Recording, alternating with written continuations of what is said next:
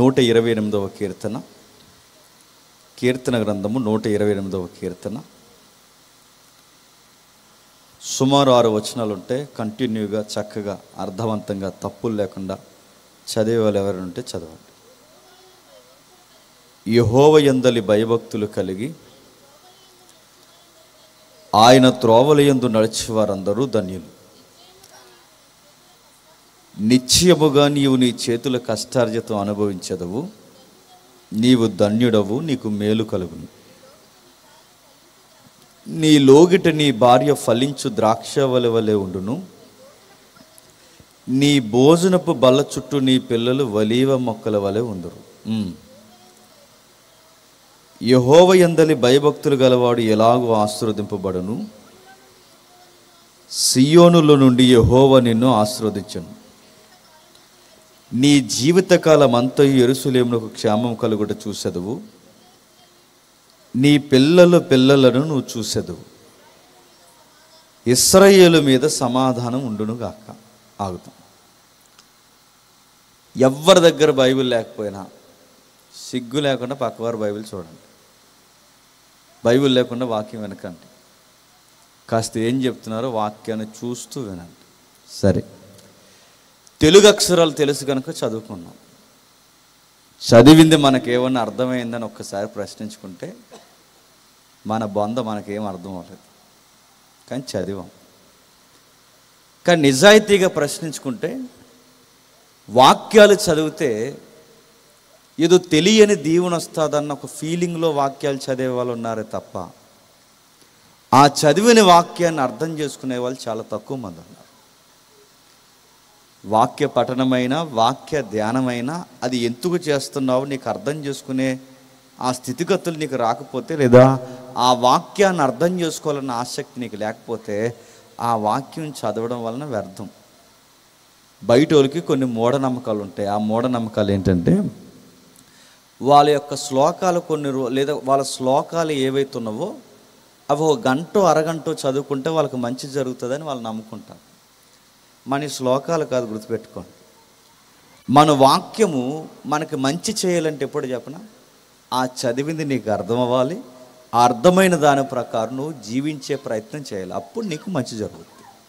ఇది కేవలం రోజుకు ఒక అధ్యాయం చదువుకుంటే మంచి జరుగుతుందని నీకు ఎవరైనా ఎప్పటికే చెప్పుంటే ఆడెవడో నీకు అబద్ధం చెప్పాడు, అది మాత్రం మర్చిపోకు. మంచి జరుగుతుంది. బాగా వినండి. అర్థవంతంగా వాక్య పఠనం లేనప్పుడు అలా చదివిన ఒకటే చదవకపోయినా ఒకటే. ఇప్పుడు ప్రశ్న, ఎలాగ అర్థం అవుద్దండి వాక్యాన్ని చదువుతుంటే? ఎప్పుడు బండగా కొన్ని సూత్రాలు గుర్తుపెట్టుకోండి. ఎలాగ అర్థం అవుద్దంటే, ప్రతి వాక్యానికి ఒక సందర్భం ఉంటుంది. అంటే ఆ కాలపు సందర్భాలు ఉంటాయి. ఆ కాలానికి ఉన్న సందర్భమే కాకుండా దానికి ఒక చరిత్ర ఉంటుంది. ఆ చరిత్రే కాకుండా ఆ చరిత్రలో ఎవరో వ్యక్తులు ఆ సందర్భంలో దోబూచులాడుతున్నట్టు మనకు కనబడుతుంది. ఇవన్నీ పరిగణలోకి తీసుకుని మనం చదివితేనే వాక్యము మనతో మాట్లాడుతుంది. చాలామంది అడుగుతారు, ఇలాంటి సేవకుల దగ్గరకు వచ్చి లేదా స్పీకర్స్ ఎవరైనా వచ్చినప్పుడు వచ్చి అడుగుతారు, పబ్లిక్ ఏమని అడుగుతారంటే, అయ్యా మా కోసం ప్రార్థన చేయండి, దేవుడు మా కోసం ఏమని చెప్పాడా అని అడుగుతారు. నేను సీరియస్గా చెప్తున్నాను, మీకోసం మాకేమీ చెప్పడు. మీరు పదే పదే మా దగ్గరకు వచ్చి మా కోసం ఏమని చెప్పాడా, మా కోసం ఏమని చెప్పాడా అస్తమాలు అడిగారు అనుకోండి, ఏదో చెప్పేస్తాం. చెప్పమా, నేను అడుగుతున్నాను, ఏం చెప్తాడు? నీకు చెప్పాలన్నా నాకు చెప్పాలన్నా ఒకే ఒక్క వే ఉంది, ఒకే ఒక్క మార్గం ఉంది. దాని పేరు వాక్యం. వాక్యము లేకుండా నాకు ఎక్కడో చెవులు వినబడుతుందంటే సంథింగ్ రాంగ్. వినకండి, హాస్పిటల్కి వెళ్ళి అర్జెంటుగా. నేను సీరియస్గా చెప్తున్నాను. వాక్యము లేకుండా నాకు మేడ మీద చీకట్లోంచి ఏదో నన్ను పిలుస్తున్నట్టు అనిపిస్తుందంటే నీకేదో మానసిక రుగ్మత వచ్చేసింది. మళ్ళీ చెప్తున్నా, వాక్యం అంటే దేవుడు ఈ కాలంలో మనతో ఎలా మాట్లాడుతుంటే, వాక్యము 66 పుస్తకాలు, అందులో కొన్ని వందల వచనాలు, ఆ వచనాలు కొన్ని అధ్యాయాలు, రచయితలు, ఎంతో చరిత్ర, జాగ్రఫీ, ఎన్నో విషయాలు ఉన్నాయి. ఇవన్నీ చదివితేనే దేవుడు నీతో మాట్లాడతాడు. మళ్ళీ ప్రశ్న, ఇప్పుడు దేవుడు వాక్యం ద్వారా మనతో మాట్లాడతానని అన్నాడు కనుక ఒకడు ఏం చేశాడంటే, దేవుడు వాక్యం ద్వారా మాట్లాడతాను అన్నాడని రేపు ఊరు వెళ్ళాలని డిసైడ్ అయ్యాడంట. రేపు ఊరెళ్ళాలి ప్రభువా, మరి నేను వెళ్ళాలో వద్దో నువ్వు నాకు చెప్పు అన్నాడట. ఎవరిని? దేవుడిని. అని ఇలా బైబిల్ని ఇలా కొట్టి ఇలా పేజీ తీసి రేపు ఊరు వెళ్ళాలో వద్దా అని చదువుతున్నప్పుడు ఆ కింద ఒక వచనం తగిలిద్దట. అంతటా అతడు లేచి బయలుదేరినాను కానీ వెంటనే బ్యాగ్స్ ఎత్తుకుని హైదరాబాద్ వెళ్ళిపోయాడు. నేను అడుగుతున్నాను, అంతటా అతను లేచి బయలుదేరినాను కానీ దేవుడు వెళ్ళమన్నాడు ఊరని చెప్పి బ్యాగ్స్ ఎత్తుకుని వెళ్ళిపోయాడు. ఆ కింద చదవాలి, దాన్నే సందర్భం అంటారు. ఆ కింద ఏముంటుందంటే అంతటా అతడు లేచి ఊరేసుకున్నాడని ఉంటుంది. అది చదవడు. నా మాటలు అర్థమయ్యేది లేదు. అంటే ప్రతి వాక్యానికి సందర్భం ఉంటుంది. అంటే సందర్భం ఉంటుంది. ఆ సందర్భం నువ్వు తెలుసుకుంటేనే దేవుడు నీతో మాట్లాడతాడు. ఎలా మాట్లాడతాడు? ఇప్పటికే మీరు నలిగిపోయిన తల్లులు, చెల్లెళ్ళు, తండ్రులు, అన్నలు ఎవరైతే ఉన్నారో ప్రతి ఒక్కరికి ఏదో ఒక బాధ ఉంటుందో ఉండదా? ఉంటుంది. ఇప్పుడు దేవుడు నీతో ఈ రాత్రి నీతో మాట్లాడాలంటే, లేదా ఇప్పటికిప్పుడు నీతో మాట్లాడాలి అంటే నీ సమస్యకి సమాధానం దేవుడు ఎలా ఇస్తాడంటే గుర్తుపెట్టుకో. ఎలా సమాధానం ఇస్తాడంటే, నీలాగే బాధలు పడిన వారు ఆల్రెడీ బైబిల్లో ఉన్నారు. నా మాటలు అర్థమవుతున్నాయి లేదు? నీలాగే నలిగిపోయిన వారు ఆల్రెడీ బైబిల్లో ఉన్నారు. ఇప్పుడు వాళ్ళ బాధల్ని బైబిల్లో రికార్డ్ చేశాడు, దేవుడు పొందుపరిచాడు. ఆ సందర్భాలు ఎప్పుడైతే మనం చదువుతామో ఆ రోజు వారిని వాదార్చినప్పుడు దేవుడు అది చదువుతున్నప్పుడు నీకు ఒక విషయం అర్థమవుద్ది. ఆ రోజు వారి కష్టాల్లో వారిని వాదార్చిన దేవుడు ఈరోజు నేను చదువుతున్నప్పుడు నాకు ఎక్కడ లేని ధైర్యం వస్తుంది. చూసారా? వారిని వాదార్చిన దేవుడు నన్ను కూడా వాదారుస్తాను. ఎప్పుడైతే నీకు అర్థమవుద్దో ఆ అర్థమవుతున్నప్పుడు వస్తున్న ధైర్యం ఉందే, అదే దేవుడు నీతో మాట్లాడతాడు. ఇది కాకుండా, ఇది నువ్వు తీసుకోకుండా నాతో మాట్లాడు ప్రభువా, నాతో మాట్లాడు ప్రభువా అంటే ఇప్పుడు ఆకాశం అర్జెంటుగా విడిపోయి కుమారి అందో. గుర్తుపెట్టుకోండి, అలా లేదు. బహుశా ఎవరైనా చెప్పారో లేకపోతే ఎలా అలవాటైనా తెలియదు కానీ ఇప్పటికిప్పుడు దేవుడు ఇలా ఆకాశం నుంచి వచ్చి కుమారుడా అని పిల్లడు. గుర్తుపెట్టుకోండి, నిన్ను పిలవాలన్నా నన్ను పిలవాలన్నా ఒకటే చెప్పండి, వాక్యం ద్వారా మాత్రమే మాట్లాడతాడు. ఈ వాక్యం లేకుండా మనం ఎవరి ద్వారా బాగానండి దేవుడు నాతో మాట్లాడి విన్నారే అనుకోండి, మిమ్మల్ని మీరు మోసం చేసుకుంటారు. చెప్పండి, వారిని వారు మోసం చేసుకుంటారు. అందుకే నేను ఎవరి పేర్లు ప్రస్తావించట్లేదు కానీ బైబిల్లో ఒక సందర్భాన్ని ఇప్పుడు మనం కదిపాం. ఆ సందర్భం ఏంటంటే 128వ కీర్తన. ఇప్పుడు మరలా 128వ కీర్తన అన్నామంటే ఇప్పుడు దీనికి కూడా ఒక సందర్భం ఉంటుందా ఉండదా? ఉంటుంది. ఏమి సందర్భం ఉంది? అక్కడ పైన రాస్తాడు చూడండి, యాత్ర కీర్తన. ఏ కీర్తన? ఇప్పుడు చెప్పండి. ప్రతి వచనానికి ఇలాంటి డీటెయిల్స్ ఉంటాయంటే ముఖ్యంగా ప్రతి కీర్తనకి ఒక అడ్రస్ ఉంది. ప్రతి వాక్యానికి ఖచ్చితంగా ఒక అడ్రస్ మనకు కనబడుతూ ఉంటుంది. అందుకే రాస్తున్నాడు చూడండి, ఇది యాత్ర కీర్తన. ప్రశ్న, యాత్ర అంటే ఎవరు అన్నారు? యాత్ర అంటే జర్నీ అన్నారు. మీరు అంటున్నారు ప్రయాణం అంటున్నారు. ఇంకొకరు అన్నారు మజిలీ అన్నారు. నడుతున్న పర్యాయ పదాలు అడగలేదు నేను, మళ్ళీ చెప్తున్నాను. యాత్ర అంటే ప్రయాణము, ప్రయాణం అంటే జర్నీ, జర్నీ అంటే మజిలీ. ఇది కాదు సందర్భం. అందుకే అంటాను సందర్భం. ఇక్కడ యాత్ర అంటే ఏంటి చెబుతాను వినండి. సుమారు ఇవి 120వ కీర్తన చూసారా? ఈ 120వ కీర్తన నుండి లెక్కెట్టుకుంటూ వెళితే సుమారు 14 కీర్తనలనే యాత్ర కీర్తనలు అంటారు. ఏ కీర్తనలో? యాత్ర అంటే ఈ కీర్తన నుంచి సుమారు 14 కీర్తనలు యాత్ర కీర్తనలు అయితే, ఈ యాత్ర కీర్తనలు ఎలా పుట్టుకొచ్చాయంటే, ఈ కీర్తన ముఖ్యంగా ఈ యాత్ర కీర్తన రాసింది ఎవరంటే సొలొమోను గారు. ఎవరు? సొలొమోను గారు. సొలొమోను రాశారని మీరు ఎట్లా చెప్పగలరంటే, ఒక్కసారి 127వ కీర్తన పైన అదే మాట ఉంది చూడండి, యాత్ర కీర్తన చెప్పండి, సొలొమోను. అందుకే బైబిల్ పండితులు ఈ మెజారిటీ యాత్ర కీర్తనలు ఎవరు రాశారన్నారంటే సొలొమోనే రాశాడు. సొలొమోను ఎందుకు రాస్తున్నాడు అంటే, ఇజ్రాయెల్ దేశం అని ఒక దేశం ఉందిగా, ఈ ఇజ్రాయెల్ దేశానికి దేవుని తరపున లేదా దేవుడి ప్రతినిధిగా లేదా దేవుని యొక్క వారసుడిగా దేవుడు ఎంపిక చేసుకున్న రాజుగా ఒక మందిరాన్ని కట్టాడు. వాళ్ళ నాన్నగారిది మందిరం కట్టాలన్న కళ. ఎవరు? దావీదు గారిది. దావీదు గారు మందిరం కట్టాలనుకుంటే దేవుడు అన్నాడు నువ్వు కట్టొద్దు అన్నాడు. యా ప్రభు అని అడిగితే, నీ చేతులు రక్తం చేత తడిసిపోయి ఉన్నాయి కనుక నువ్వు కట్టడానికి వీల్లేదు, నీ కొడుకు ద్వారా కట్టిస్తాను అన్నాడు. ఆ కొడుకు ద్వారా కట్టించాడు. ఆ కొడుకు పేరే సొలొమోను. ఈ సొలొమోను ఒక ప్రార్థన చేశారు, దేవా ఈ మందిరానికి నీ సన్నిధికి వచ్చి ఎవరు నీకు ప్రార్థన చేసినా వారి మనవి విందువు గాక, ఇది నా ప్రార్థన అన్నాడు. ఇప్పుడు అందుకే ప్రజలందరికీ బాగా పాకిపోయింది ఏంటంటే, దేవుని సన్నిధి అనగానే సొలొమోను కట్టించిన మందిరం ఆ రోజుల్లో. ఇప్పుడు దేవుని సన్నిధికి రావాలంటే ఎక్కడి నుంచి రావాలి? నీకంటే పక్కీది దాటి పక్కీది నుంచి వచ్చేస్తావు ఈ మందిరానికి. ఆ రోజు వాళ్ళ మందిరం రావాలంటే ఇజ్రాయెల్ దేశానికి సరిహద్దులు ఉన్నాయి. అంటే పైన లెబనోను పర్వతాలు ఉన్నాయి, కింద మృత సముద్రం ఉంది, పక్కన యోర్దాను నది ఉంది, ఇటువైపు ఏమో మధ్యధరా సముద్రం ఉంది. అంటే ఇవి దిశల వాటికి. అంటే ఈ ఏదైతే మనకు కనబడుతుందో సుమారు మీరు గమనిస్తే ఇంత సరిహద్దులు, అంటే ఇంత నైసర్గిక స్వరూపం ఉంది ఇజ్రాయెల్ దేశానికి. ఇంత నైసర్గిక స్వరూపం ఉన్నప్పుడు ఎక్కడో లెబనాన్లో ఉన్నవారు, ఎక్కడో సమరయలో ఉన్నవారు, ఎక్కడో బేర్షెబా ప్రాంతంలో ఉన్నవారు, ఎక్కడో యోర్దాను నది కావలో ఉన్నవారు, ఎక్కడో మధ్యధరా సముద్రం తీర ప్రాంతంలో ఉన్నవారు అందరూ సొలొమోను కట్టించిన మందిరం దేశం మధ్యలో ఉంది యెరూషలేములో. ఇప్పుడు ఈ మందిరానికి రావాలంటే మనకంటే కార్లు ఉన్నాయి, మనకంటే బళ్ళు ఉన్నాయి, మనకంటే ఆటోలు ఉన్నాయి, మనకంటూ వాహనాలు ఉన్నాయి.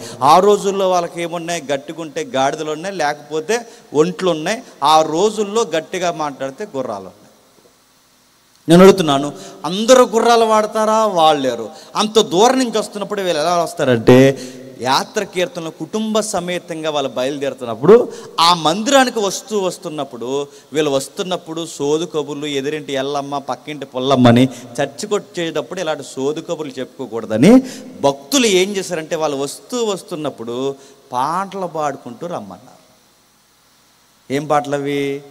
యాత్ర కీర్తన. అంటే వీళ్ళ మందిరానికి వస్తున్నప్పుడు ఈ కాలయాపన చేసుకుంటూ రాక అది 2 రోజుల ప్రయాణమో లేకపోతే 1 రోజు ప్రయాణమో, మొత్తం మీద ఆ ప్రయాణం చేసుకుంటూ వస్తున్నప్పుడు మనమైతే చర్చికి వచ్చేటప్పుడు ఎన్ని మాట్లాడుకుంటామండి? సెంటు ఎంత పడుతుంది అని మాట్లాడుకుంటాం. కొంతమంది చిన్నంచా అని మాట్లాడుకుంటారు. కొంతమంది ఏం వండావు ఈరోజు? మటనే వండావా అని అడుగుతున్నాను. ఇలాంటి ఎదవసోదు మాట్లాడకూడదు అక్కడ చర్చికి వెళ్ళేటప్పుడు. ఎక్కడ? సొలొమోను మందిరానికి వెళ్తున్నప్పుడు ఈ సోదంతా మాట్లాడకుండా భక్తితో శ్రద్ధతో దేవునితో వారు కనెక్ట్ అవ్వడానికంటే దేవుని ముందు వాళ్ళ బతుకులు పెట్టుకోవడానికి వాళ్ళు దేవుడిని ఇంటి దగ్గర నుంచి ఆరాధించుకుంటూ వస్తారు. ఆ ఆరాధన కీర్తనలనే యాత్ర కీర్తనలు అన్నారు.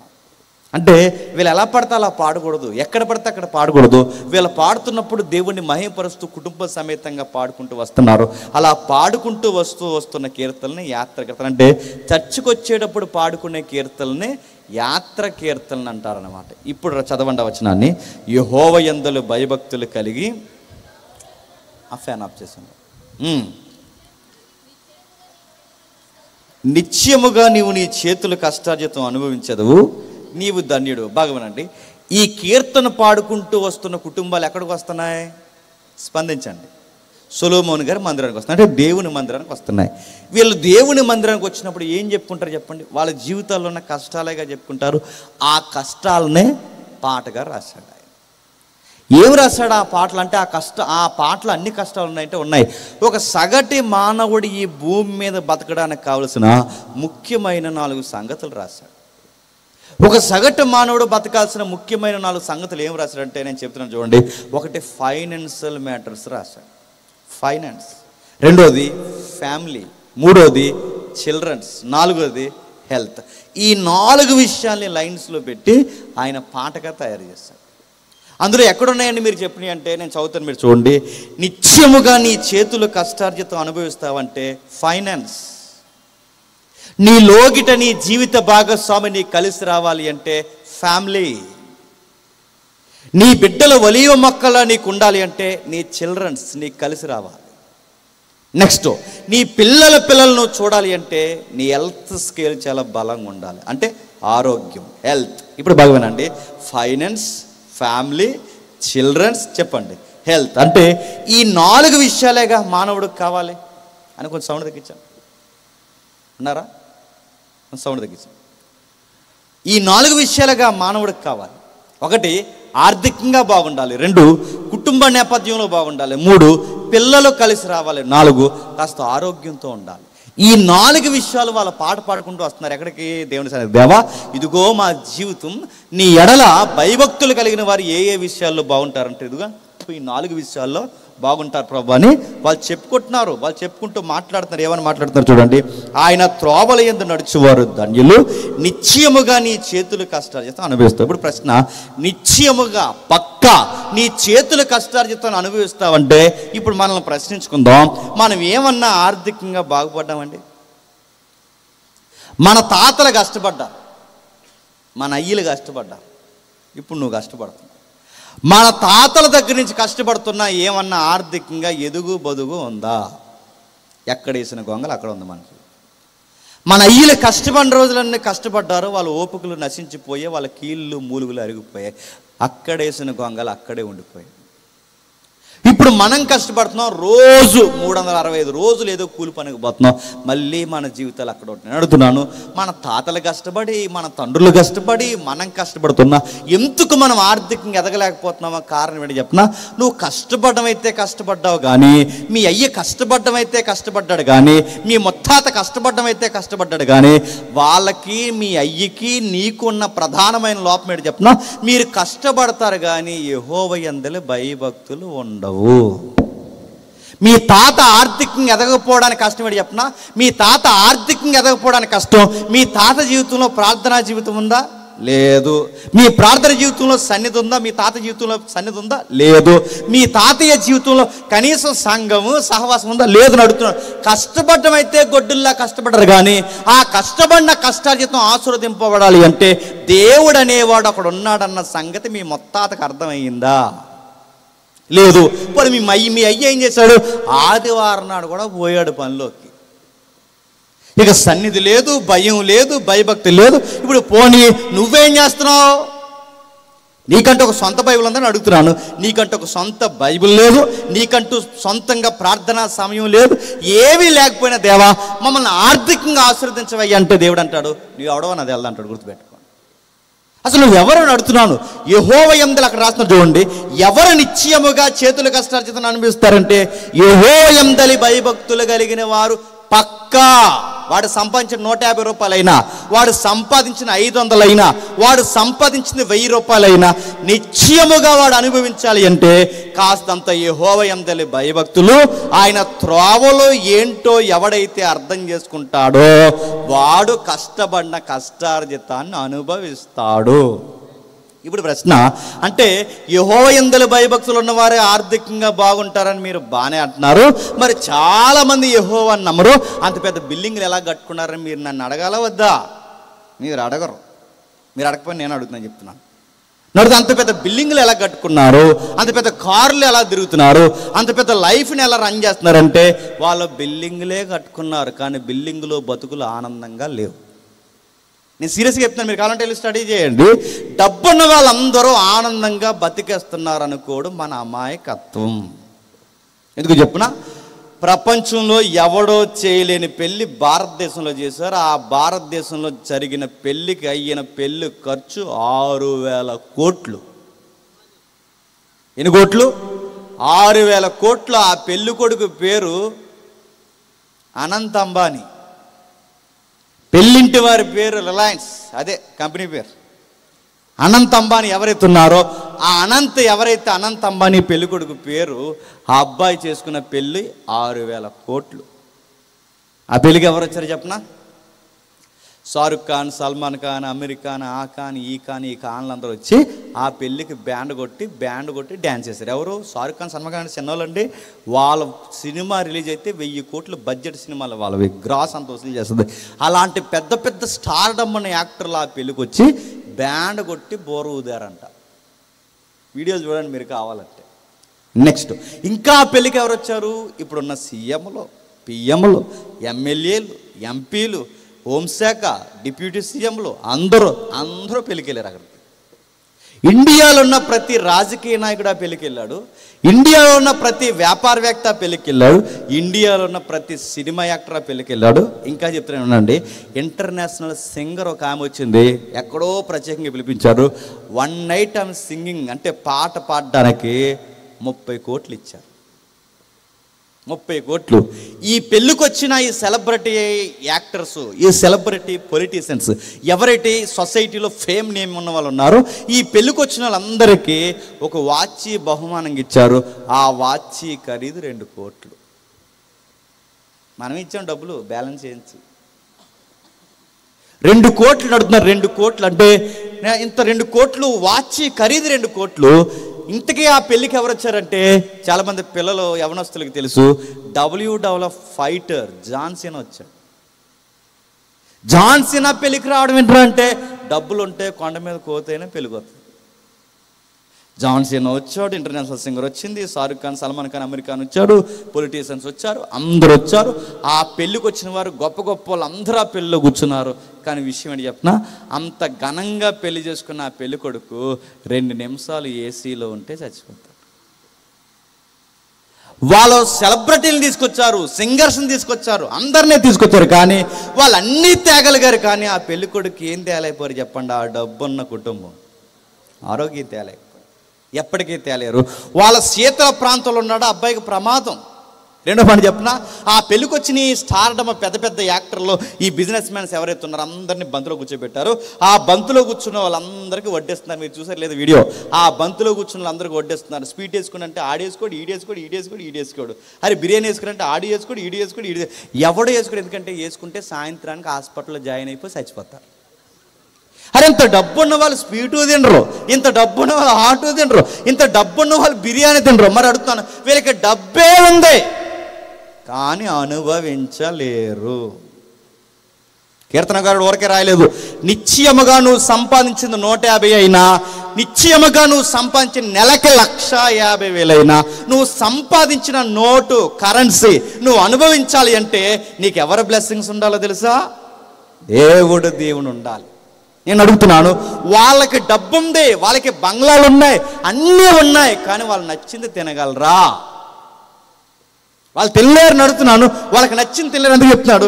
డబ్బులున్నంత మాత్రాన బతకలేరు, డబ్బున్నంత మాత్రాన ఆనందంగా దీవించలేరు, డబ్బున్నంత మాత్రాన మా జీవితం బాగుంది అనడానికి వీల్లేదు. పెద్ద పెద్ద బిల్డింగ్లు కట్టుకుని ఆ బిల్డింగుల్లో ఉండలేక వీళ్ళకి డబ్బులు ఎక్కువైపోయి మళ్ళీ ఊరికి దూరంగా పోయి 1 ఎకరం 1/2 ఎకరం కొనుక్కుని ఆ 1/2 ఎకరానికి చుట్టూ ఏ గోడలో ఏ కట్టించుకుని, ఆ కట్టించుకున్న లోపల మధ్యలో ఒక పాక వేసుకుని ఆ పాకలో ఉండడానికి ప్రయత్నం చేస్తున్నారు. పాక అంటే బాగోదని దానికి ఒక పేరెట్టారు, ఫామ్ హౌస్ అన్నారు. పాకే ఆ ఫామ్ హౌస్లో పెట్టి ఏం చేస్తున్నారు చెప్తున్నా, 4 బెండకాయ మొక్కలు 4 బీరకాయ మొక్కలు చల్లుకుని ఆ బెండకాయలు బీరకాయలు ఏలా పండించుకుని ఏలే కోసుకుని ఏలే వండుకుని తింటారట. ఈ డబ్బు బంగ్లాల కన్నా ఈ జీవితం ఎంత బాగుందో పచ్చికూరలు తింటే అంటున్నారు. నా మాటలు మీకు అర్థమవుతున్నాయి లేదా? అన్ని పచ్చికూరలు తిన్న ఆరోగ్యంగా ఉన్నారా? మళ్ళీ హాస్పిటల్ చుట్టే తిరుగుతున్నారు. నా మాటలు మీకు అర్థమవుతుంది లేదో? కీర్తనకారుడు ఏమంటున్నాడంటే, 1 రూపాయి నువ్వు సంపాదించిన రూపాయి నువ్వు అనుభవించాలి అంటే సూత్రం ఒకటే, భయము భక్తి ఉండాలి. చాలామంది సంపాదించడం అంటే ఏమనుకుంటారంటే, ఆ నెత్తి మీద 10 ఈ నెత్తి మీద 10, ఇక్కడ ఒక దొంగ మాట అక్కడ ఒక దొంగ మాట, అలాగేలాగా అడ్డగోలుగా సంపాదించి ఎదిగిపోదాం అనుకుంటా. అడ్డంగా సంపాదించిన అడ్డంగానే ఎగిరిపోతాడు. మళ్ళీ చెప్తున్నాను నేను, అడ్డంగా సంపాదించిన అడ్డగోలుగానే ఎగిరిపోతాడు. అన్యాయంగా సంపాదించిన వాడు పట్టుకెళ్ళి హాస్పిటల్కి పెట్టుబడి పెడతాడు. మీరు రాసి పెట్టుకోండి. ఎవడైనా రూపాయి ఈజీగా సంపాదించాడో, ఎవడైనా అన్యాయంగా అబద్ధాల చేత ఎదిగాడో, దొంగ వ్యాపారాలు, ఆ వ్యాపారాలు, సారా వ్యాపారాలు, గంజా వ్యాపారాలు, లేదా దొంగ మాటలు, దొంగ బిజినెస్లు చేసి ఆ నెత్తి మీద 10 ఈ నెత్తి మీద 10 అన్యాయంగా డబ్బులు సంపాదించిన ఎవడైనా బాగుపడ్డాడ అనుకుంటే అమాయకత్వం. వాడు బాగుపడ్డు వాడి కష్టాలకి నిలయం అయిపోతాడేమనుకుంటున్నారు. మరి ఎలా అండి? మరి ఎలా అనుభవించాలి అంటే, ఆయన త్రోవలేంటో తెలుసుకో, ఆయన త్రోవల యందు నడువు, ఆయన భయభక్తులేంటో తెలుసుకో, ఆయన యందు భయభక్తులు కలిగి ఉండు. నువ్వు 150,000 రూపాయలు తెచ్చుకున్న దాంట్లో లేని ఆనందం నువ్వు 150 రూపాయలు తెచ్చుకుంటే పూరు గుడిసెలో కూడా నీకు ఆనందం ఇస్తాడు. చాలా ఆనందంగా బతుకుతావు. నిజంగా అంత ఆనందం ఇస్తాడంటే చాలా ఆనందం ఇస్తాడు. అందుకే ఆర్థికంగా ఎదగాలంటే సూత్రం ఒకటే, నువ్వు ఆర్థికంగా ఎదగాలి అంటే, నువ్వు ధన విషయంలో నీకు తగిన సమృద్ధిలో ఎదగాలి అంటే దేవుడు, ప్రార్థన, బైబులు, సహవాసం, ఆయన త్రోవలు, ఆజ్ఞలు ఎప్పుడైతే నువ్వు తెలుసుకుని బ్రతికే ప్రయత్నం చేస్తావో నీ కష్టార్జితాన్ని ఆశీర్వదిస్తాడు. బైబిల్ ఒక సూత్రం ఉంది. ఒక సూత్రం చెప్తున్నా, ఎవరు వర్ధిల్లుతారో ఆర్థికంగా అంటే బాగా వినాలి, యథార్థవంతులు తప్పక వర్ధిల్లుతారు. జెన్యూన్గా ఉండాలంటే నువ్వు 150 సంపాదించు, లేదా ఆ రోజుకు 100 సంపాదించు, కానీ యథార్థంగా కష్టపడు. ఆ కష్టపడిన కష్టార్జితం వెనకాల దేవుని ఎడల భయభక్తులు కలిగి ఉండు. ఆ 100లోనే నీకు పండగలాగా జీవితాన్ని చూపిస్తాను. ఏరేని అడుగుతున్నాను, 1000 రూపాయలు తెచ్చుకుంటారు, లేదా రోజుకి 2000 సంపాదిస్తారు, లేదా నెలకి కొన్ని వేల రూపాయలు, లక్షల రూపాయలు సంపాదిస్తారు. వాళ్ళ జీవితాల్లో ఏమన్నా ఆనందం ఉందా? లేదు. రెండో పాయింట్ చెప్తున్నాను చూడండి. ఒకరు ఆర్థికంగా ఎదగాలి అంటే దేవుని యందు భయభక్తులు ఉండాలి. ఆ ఎదిగిన దాంట్లో ఆనందం ఉండాలి అంటే దేవుని యందు భయభక్తులు ఉండాలి. అప్పుడు నీకు మేలు కలుగుతుంది. రెండో చెప్తున్నాను చూడండి. లోగటి నీ భార్య ఫలించు ద్రాక్ష వల్ల అవ్వాలి. ఒకటి, నువ్వు ఫైనాన్షియల్గా బాగుంటే సరిపోదు. రెండోది ఏంటి చెప్పనా, నీ లైఫ్ పార్ట్నర్ నీకు కలిసి రావాలి. ఇప్పుడు చెప్పండి, ఎదురుగా కూర్చోబెట్టుకుని ఇద్దరు మాట్లాడుకుంటారు, మనం అలా చేద్దాం, ఎలా చేద్దాం, కొంచెం మనం ఎలా దాద్దాం, నేను ఎలా దాస్తాను, నువ్వు ఎలా దాసి, అలా దాసి అని ఇలా గొడవ పెట్టుకుని చక్కగా సంపాదించి ఒకే రోజు గొడవ పెట్టుకుని మొత్తం పెట్టి బేడ చదువుకుని వాళ్ళ అమ్మగారి ఇంటికి వెళ్ళిపోయిందంట. నేను సీరియస్గా చెప్తున్నాను. అనుకున్నంత మాత్రాన, మీ బడ్జెట్ లెక్కలు అనుకున్నంత మాత్రాన మీరు ఆర్థికంగా ఎదిగిపోతారా? ఒక మగాడు, బాగా వినండి, ఒక మగాడు ఆర్థికంగా ఎదిగిన తర్వాత వాడి జీవితంలో మరింత ఆనందంగా ఉండాలి అంటే వెనకాలన్న ఆవిడ కలిసి రావాలి. వెనకాలన్న ఆవిడ కలిసి వచ్చే వాళ్ళు ఉన్నారు. ఇప్పుడు ఎక్కడున్నారు? ఆవిడ అందంట, ఇదిగో సాయంత్రం మా అమ్మ ఇంటికి వెళ్ళిపోదాం అనుకుంటున్నాను అన్నదంట. ఏవే ఆయన అడిగాడు. ఇంకా నహి జిందగీ వెళ్ళిపోదాం అనుకుంటున్నాను అన్నదా. అది ఎందుకు చెప్పని అడిగితే, నీకు మొన్న నుంచి వాడు కొనమన్నాను, కొన్నావా ఏంటని అడిగాడు. నువ్వు కొనవు, నాకు తెలుసు. నా మాట అంటే నీకు లెక్క ఉండదు, నా మాట అంటే నీకు లోకు. నువ్వు నాకెందుకు కొంటావు? మీ అమ్మకు కొంటావు, మీ చెల్లికి కొంటావు. ఇలా గొడవని ఆ పురాణం అంతా ఏటి క్లారిటీగా చెప్పాను అడిగాడు. అంటే మొన్న నుంచి వాషింగ్ మిషన్ కొనమన్నాను, కొన్నావా అన్నాడు. అప్పుడు ఈయన అడిగాడు, మనకి ఎందుకే వాషింగ్ మిషన్? నువ్వు ఇంట్లో ఉంటే నైట్ వేసి తిరుగుతావు, నేను ఇంట్లో ఉంటే ఈ బనేలు లింగి కట్టుకుని తిరుగుతాను. మనం వారానికి తిప్పి కొడితే 2 జతలు కూడా మనం మనకి ఎందుకే వాషింగ్ మిషన్లు? మనం ఎంప్లాయీసా? చెప్పు, నీకు ఆ నైటీ చాలు, చెప్పండి, నాకు ఈ లింగి చాలు, మనకి ఎందుకే అని అడిగితే, నహి జిందగీ కొనమని అడిగింది. అలా కాదు, మనకి ఎందుకని అడిగితే అప్పుడు చెప్పిన ఆన్సర్ ఆవిడ చెప్పిన ఆన్సర్, వాళ్ళు కొనేసుకున్నారు అంది. ఎవరు? ఇప్పుడు చెప్పండి, ఇప్పుడు వస్తువు మనకు అవసరం అని కొనుక్కోవాలా, ఎవరో కొనుక్కున్నారని కొనుక్కోవాలా? ఇప్పుడు చెప్పండి, సగం కుటుంబాలు బాగుపడకపోవడానికి కారణం ఏంటి చెప్పనా? ఆ వెనకాలన్న ఆవిడకి బాధ్యత లేకపోవడం. ఒక మగాడు ఆర్థికంగా ఎదగకపోవడానికి కారణం ఏంటో చెప్పనా? మళ్ళీ చెప్తున్నాను వినండి. ఆ వెనకాలన్న ఆవిడకి ఆ కష్టార్జితం పట్ల బాధ్యత లేకపోవడం. దోబరా ఖర్చులు. ఒకప్పుడు పండక్కో పబ్బానికో కొనుక్కునేవారు బట్టలు. ఇప్పుడు మీసో ఆసో అన్నిసోలు ఇంటికి వచ్చేస్తున్నాయి. ఇప్పుడు 500 ఆడు సాయంత్రానికి కష్టపడాలి. ఎంత కష్టం అండి? నువ్వు టుబుక్కు మన అందులో బుక్ చేసి ఇంటికి తప్పించేస్తావు. 500 ఆర్థికంగా నడుతున్నాను. ఎలా ఎదుగుతారు? డబ్బులు సంపాదించడం అంటే ఫైనాన్షియల్గా ఒక సూత్రం ఉంది చెప్పిన.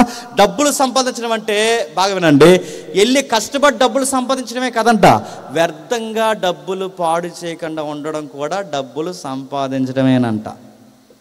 నా మాట మీకు అర్థమవుతుంది అంటే, దోబరా ఖర్చులు చేయకుండా ఉండడం కూడా ఆర్థికంగా ఎదగడమే. ఇప్పుడు చెప్పండి, నువ్వు నాకు కలిసిరా, మనం ఎలా డబ్బులు దాయాలి, రేపు పొద్దున బాగుండాలి, నువ్వు నాకు కలిసిరా అంటే ఆవిడ ఏమంటుంది? వస్తానులే అంట. నడుతున్నాను. కలిసిరా అంటే ఎలా వస్తుంది? నీ కష్టార్జితం ఆవిడకి తెలియాలన్నా, నీ భయభక్తులు ఆవిడకి తెలియాలన్నా సూత్రం ఒకటే. ఎప్పుడు తెలుసు చెప్పనా? ఆవిడకు కూడా యెహోవా యందలి భయభక్తులు ఉండాలి. నీకు యెహోవా యందలి భయభక్తులు ఉంటే నువ్వు ఆర్థికంగా ఎలా బాగుపడ్డావో, ఆవిడ నీ సంసారంలో నీకు కలిసి రావాలంటే నీ లైఫ్ పార్ట్నర్ కూడా ఏముండాలి చెప్పనా? యెహోవా యందలి భయభక్తులు ఉండాలి. ఆవిడకు కూడా భయము భక్తి ఆయన త్రోవలు ఉండు. ఎప్పుడైతే ఆసక్తి కలిగి జీవిస్తాదో అప్పుడు ఆవిడ కూడా నీకు కలిసి వస్తుంది. ఇది రెండవది. మూడోది ఏం చెప్తున్నాడు? కిందికి త్వరగా. నీ భోజనపు బల్ల చుట్టూ నీ పిల్లలు ఒలీవ మొక్కల వలె ఉందరు. నీ భోజనపు బల్ల చుట్టూ నీ పిల్లలు ఒలీవ మొక్కల వలె ఉందరు. ప్రశ్న, నీ భోజనపు బల్ల చుట్టూ నీ పిల్లలు ఒలీవ మొక్కలు అంటే మన పిల్లలు సరిగ్గా టయానికి ఎక్కడ దొరుకుతారండి చెప్పండి? భోజనం వాళ్ళ దగ్గర దొరుకుతారు. నడుతున్నాను. 30 ఏళ్ళు 25 ఏళ్ళు 30 ఏళ్ళు వచ్చినా ఇంకా మన పిల్లలు భోజనం వాళ్ళ దగ్గర టయానికి కూర్చుని తినేసి రూపాయి సంపాదన లేకుండా ఇంకా మన ఇంట్లో ఉన్నారు అంటే త్వరలోని కుటుంబం ఆరిపోతుంది. లేదంటే మా తాతయ్య సంపాదించినట్టే తెలుగులో సామెత ఉంది, ఏంటో చెప్పనా, తింటూ కూర్చుంటే కొండలైనా కరిగిపోతాయి. అరే 25 సంవత్సరాలు వచ్చేసరికి మగపిల్లోడు ఏదో ఒక పని నేర్చుకోవాలి, కనీసం ఉద్యోగం కొట్టకపోయినా వాడికంటూ సొంతలో ఒక చేతిలో ఒక పని ఉండాలి, వాడికి సొంతంగా ఒక పని రావాలి. మగపిల్లోడికి 21 సంవత్సరాలు వచ్చేసరికి డిగ్రీ అయిపోవాలి, డిగ్రీ అయిన తర్వాత కనీసం ఏదో ఒక జాబ్, పోనీ గవర్నమెంట్ జాబ్ రాకపోయినా ప్రైవేట్ జాబ్ అయినా చేయాలి, పోనీ అది కాకపోయినా వాడు ఏదో ఒక సెక్టార్లో సంపాదించి ఉండాలి. 30 ఏళ్ళు వీడికి దగ్గర వస్తున్న ఇంకా కూర్చుని తింటున్నాడంటే రేపు పొద్దున్న ఆ బల కూడా తినేస్తాడేమనుకుంటున్నారు. భోజనం బల దగ్గర ఒలియ మొక్కల్లా ఉండాలని అడుగుతున్నాను. మన పిల్లలు ఒలియ మొక్కల్లా ఉన్నారా? అన్నం పెట్టిన కంచం అంట ఈడు ఇసిరాడట పోటుగాడు. ఎందుకు ఇసిరేశారో అన్నం పెట్టిన కంచం అని అడిగితే వాడు అన్నాడు వాళ్ళ అమ్మతో, నిన్ను ఎవరు గాయమన్నారు సారు, నేను తిన్ను అన్నాడంట. ఈ పోటుగాడు ఏం తిన్నంట చెప్పండి, సారు తిన్నాడు. అడుగుతున్నాను, సారు ఎవరు గాయమన్నాడే నిన్ను అని అడుగుతాడు వాళ్ళ అమ్మనే. ఎవరు గాయమన్నాడు? మీ అయ్య గాయమన్నాడు. ఎవరు గాయమన్నాడు? ఆయనకు నచ్చింది గాయమన్నాడు. నువ్వు రోజుకు 1000 సంపాదించు, కక్క ముక్క డొక్కుంటుంది మీ అమ్మ, నువ్వు రూపాయి సంపాదించు, 30 ఏళ్ళు నీ గడ్డ ముదిరిపోయి అన్ని ముదిరిపోయి ఇంకా కూర్చుని ఆ వయసు అయిపోయి కీళ్ళు నాళ్ళు అరిగిపోయిన వాళ్ళకి ఇది ఎందుకు ఉండవు, అది ఎందుకు ఉండవు, ఇది తిన్నా అది తిన్నంటే తినకపోతే పో అనాలి. మీరు అనరు, మీరు తినకపోతే పో అని అడుగుతున్నాను. ఇంకా ఆడు కూర్చుని తినవేంటి? వాడికి నచ్చిన కూర ఉండాలంటే సంపాదించమను, వాడికి నచ్చిన భోజనం ఉండాలంటే సంపాదించమను. సంపాదన లేని కుర్రగాళ్ళు బల్ల దగ్గర కూర్చుని నేను ఇది తిన్నంటే ఎవడకి కాలుతాది, ఎవడికి కాదని అడుగుతున్నాను. అలాగే ఉంచండి, 2 రోజులు ఉంచేయండి, 3వ రోజు వచ్చి సారు బాగుందంటాడు. నేను సీరియస్గా చెప్తున్నాను, మీరు బతిమాలకండి. అది కాదురా ఆమ్లెట్ వేయమంటావా, ఎగ్ ఫ్రై చేయమంటావా, ఏమీ చేయనురా అని చెప్పండి. మేము ఎండకి ఎండి వానకి తడిసి కష్టమో ఏదో చేసి నీలా కాదురా మేము సద్దన్నాలు తిని బతికామరా, నీలా కాదు పాసిపోయిన అన్నాను పరమన్నంలా తిన్నావురా, నీకు 3 పూట్ల వండి ఏదో పెడుతుంటే మమ్మల్ని ఎందుకు ఇలా తింటున్నారని వాళ్ళకి అర్థమయ్యేలా 4 మాటలు చెప్పండి. బావులేదే, కొండలేదే, అది లేదు ఇదని లేనిపోని గారాబం పెట్టకండి. నీ పిల్లలు నీకు కలిసి రావాలి. అందుకే రాస్తున్నాడు చూడండి, నీ పిల్లలు నీకు కలిసి రావాలంటే బాగా చదువుకున్న పిల్లలందరూ కలిసి వచ్చేస్తున్నారా? బాగా చదువుకుని ఈ చదువుకున్న వాళ్ళు అన్నారట, మేము ప్రగాఢంగా ప్రేమించుకున్నాం, అమ్మ నాన్న మీరు మా ప్రేమగాని అడ్డొచ్చారంటే మీ మీద కంప్లైంట్ ఇస్తామన్నారంట. అబ్బా ఎంత బాగా చదువుకున్నారో. ఇలా బాగా చదువు నేర్చుకున్న నాలెడ్జ్ అని చెప్తున్నా, అమ్మా నాన్న మీద కంప్లైంట్ లెటర్ రాశారట స్టేషన్లో. ఎందుకురంటే ఆ 3 రోజుల్లో ఉంది మీ కోళ్ళు, ఆ కోళ్ళు నువ్వు చేసుకోవద్దని నాకు కానీ అడ్డొచ్చావంటే నీ మీద కంప్లైంట్ రాస్తా అన్నాడంట. నేను అడుగుతున్నాను, ఆ చదువులు మిమ్మల్ని తగలడ్డానికే చదువుతున్నారు అంటున్నారు కొంతమంది కదా. నేను అడుగుతున్నాను, ఎక్కడ కలిసి వస్తున్నారు చెప్పండి, ఎక్కడ కలిసి వస్తున్నారు చెప్పండి. అందుకే రాస్తున్నారు చూడండి, ఒలీవ మొక్కల్లో ఉండాలంటే ఒలీవ మొక్కలు ఉన్నారా మన పిల్లలు? గన్నేరు మొక్కలు, గంజాయి మొక్కలు తిరగబడిపోతున్నారు. తల్లిని కొట్టే కొడుకులు ఉన్నారు, తల్లిని తోసేసే కూతుర్లు ఉన్నారు. ఆ అమ్మాయికి ఆ తల్లి ఎవరో చెప్పింది, మీకు చాలా మెసేజ్లు చెప్పని ఎంతమంది విన్నారు నాకు తెలియదు. ఆ తల్లికి చెప్పింది, మగపిల్లలతో మాట్లాడకే, మగపిల్లలతో మాట్లాడి రేపు పొద్దున్న నీకు సంబంధం వస్తే తప్పుగా మాట్లాడుకుంటారు, వాడితో తిరక్కు, ఆ బైక్ ఎక్కకు అంటే ఆ అమ్మాయి అందంట, ఫ్రెండ్స్ మమ్మీ అంటే ఏం ఫ్రెండ్సే, నీకు ఫ్రెండ్స్ ఉంటే ఆడవాళ్ళని పెట్టుకో, అంతేగాని మగాళ్ళు ఎందుకే, నువ్వు తిరగొద్దు అని వాళ్ళ అమ్మాయికి చెప్పినందుకు సున్ని వేసి బిగించి చంపేసింది వాళ్ళ అమ్మని. ఏ మొక్క? ఒలివ మొక్క కాదు ఆ మొక్క, సున్ని బిగించి చంపేసి అడుగుతున్నాను. తల్లిని అడిగిన డబ్బులు ఇవ్వకపోతే ఎగిరెగిరి గుండెల మీద తన్నే కొడుకులు లేరా? నిన్న మొన్న కేసు వచ్చింది, మీరు చూసారు లేదో, వయసు అయిపోయిన వృద్ధాప్యంలో గవర్నమెంట్ ఇస్తున్న పెన్షన్ ఏదైతే ఉందో ఆ డబ్బులు ఇవ్వలేదని తల్లిని గట్టిగా గుండెల మీద తంతే ఆ తల్లి చచ్చిపోయింది. అడుగుతున్నాను, పుట్టిన పిల్లలు మీకు ఎందుకు కలిసి రావట్లేదు, పుట్టిన పిల్లలు మనకి ఎందుకు కలిసి రావట్లేదు అంటే, నీవు ఆర్థికంగా నువ్వు కలిసి రావాలంటే నీకు ఎలాగైతే యెహోవా యందు భయభక్తులు ఉండాలో, నీ భార్య నీకు కలిసి రావాలంటే ఆవిడకి కూడా యెహోవా యందు భయభక్తులు ఎలాగైతే ఉండాలో, నీ పిల్లలు కూడా నీకు కలిసి రావాలి అంటే చెప్పండి, యెహోవా యందు భయభక్తులు నీ పిల్లలు కూడా ఉండాలి. వాళ్ళకంటూ ప్రార్థన ఉండాలి, వాళ్ళకంటూ ఒక భక్తి ఉండాలి, వాళ్ళకంటూ సహవాసం ఉండాలి. నీ పిల్లలు కూడా నీకు కలిసి రావాలంటే సూత్రం ఒకటే, నీ పిల్లలకు కూడా దేవుడంటే భయభక్తులు ఉండాలి. ఇప్పుడు 4వది చెప్తున్నాడు 6వ వచనంలో, నీ పిల్లలను నువ్వు చూస్తావు. ఎవరిని చూస్తావట? నీ పిల్లలను చూస్తున్నావు. పిల్లలంటే మనవరాళ్ళు పుట్టేంత కాలం బతకాలంటే ఆరోగ్యం ఉండాలి. అంతకాలం బతుకుతున్నామా? మనవల్ని మనవరాలను చూసేంతకాలం బాగుతున్నామా? ఇప్పుడు జనరేషన్ అని చెప్పిన 9 సంవత్సరాల పిల్లలకి షుగర్లు వస్తున్నాయి. ఎప్పుడో 50 ఏళ్ళు దాటాక పెట్టుకోవాల్సిన భూతద్దాలు చెప్పండి 12 సంవత్సరాలు పెట్టుకుంటున్నారు. నడుతున్నాను. ఒకప్పుడు 3 పిల్లల కన్నా బంతులా ఉండేవారు. వీడికి ఇంకా పెళ్ళి అవ్వలేదు, ఏమీ లేదు, పెళ్ళి లేదు, పెటాకుల్లో ఇంత ట్యాంక్ వేసుకుని తిరుగుతాడు. ఇంత ట్యాంకు ఎందుకు చెప్పినా, అప్పుడు కష్టపడేవారు, కష్టానికి తగ్గ తిండి ఉండేది, తిండికి తగ్గ కష్టం, కష్టానికి తగ్గ తిండి, తిండికి తగ్గ కష్టం ఉండేది. ఇప్పుడు కష్టం తక్కువ, అందుకే ట్యాంక్ ఏమైంది చెప్పండి. ఎవడో పెళ్లి చూపులకు వెళ్ళాడట కుర్రగాడు. ఆ పెళ్లి చూపులకు వెళ్తే ఆ పెళ్లి కొడుకుని అడిగారట, పెళ్లి కొడుకు ఇంకా రాలేదా అని. ఆడు అంకులు అనుకుంటున్నారా అండి? నేను అడుగుతున్నాను, ఈరోజు సగం రోగాలకి నిలయం ఏంటి చెప్పనా? మళ్ళీ చెప్తున్నాను, చెత్తా చెదారాలు తింటున్నారు. ఆ చెత్తా చెదారాలు తినడమే కాదు, మనం అనుకుంటున్నాం మేము టిప్స్ పాటిస్తున్నాం, జిమ్ములు చేస్తున్నాం, రన్నింగ్లకి వెళ్తున్నాం, ఇవన్నీ చేస్తున్నాం, మేము మొలకెత్తిన విత్తనాలు తింటున్నాం, రోజు వాటర్ తాగుతున్నాం. అంటే నువ్వు ఎన్నన్నా చేయరు అయ్యా. బైబిల్ చెప్తుంది, నీకు ఫ్యామిలీ డాక్టర్ ఉన్నా కానీ నువ్వు అనుకున్నంత ఆయుష్కాలం కాకుండా దేవుడిచ్చిన ఆయుష్కాలంలో నువ్వు బ్రతకాలి అంటే నీకు మళ్ళీ ఏముండాలి తెలుసా? యెహోవా యందు భయభక్తులు ఉండాలి. అంటే జీవితాన్ని ఇచ్చిన వాడే నీకు ఆరోగ్యాన్ని ఇస్తాడు, జీవితాన్ని ఇచ్చిన వాడే నీకు ఆయుష్ని ఇస్తాడు. ఇప్పుడు ఆయుష్ బలంగా ఉండాలి అంటే నీ ఆరోగ్యం ఎవరి చేతుల్లో ఉందో చెప్పండి? దేవుడి చేతుల్లో ఉంది. లేదండి మేము శ్వాస మీద ధ్యాస ఉంచుతామని బయలుదేరింది ఒక ముసలిది. 4:30కి వెళ్ళిపోతాడు తెల్లవారుజామున సిటీలో, తెలుసా? అర్బన్ సిటీస్లో 4:30కి వెళ్ళిపోతాడు. దేనికంటే అక్కడ హ్యాపీగా ఉండి నవ్వుకోవాలంట, నవ్వుకుంటే ఎక్కువ కాలం బతికేస్తారట. అందుకే శ్వాస మీద ధ్యాస అని కొన్ని ప్రోగ్రాంలు పెట్టి వీళ్ళకి ఒక మాస్టర్ ఉంటాడు, లేంటాడు మధ్యలో నిలబడతాడు.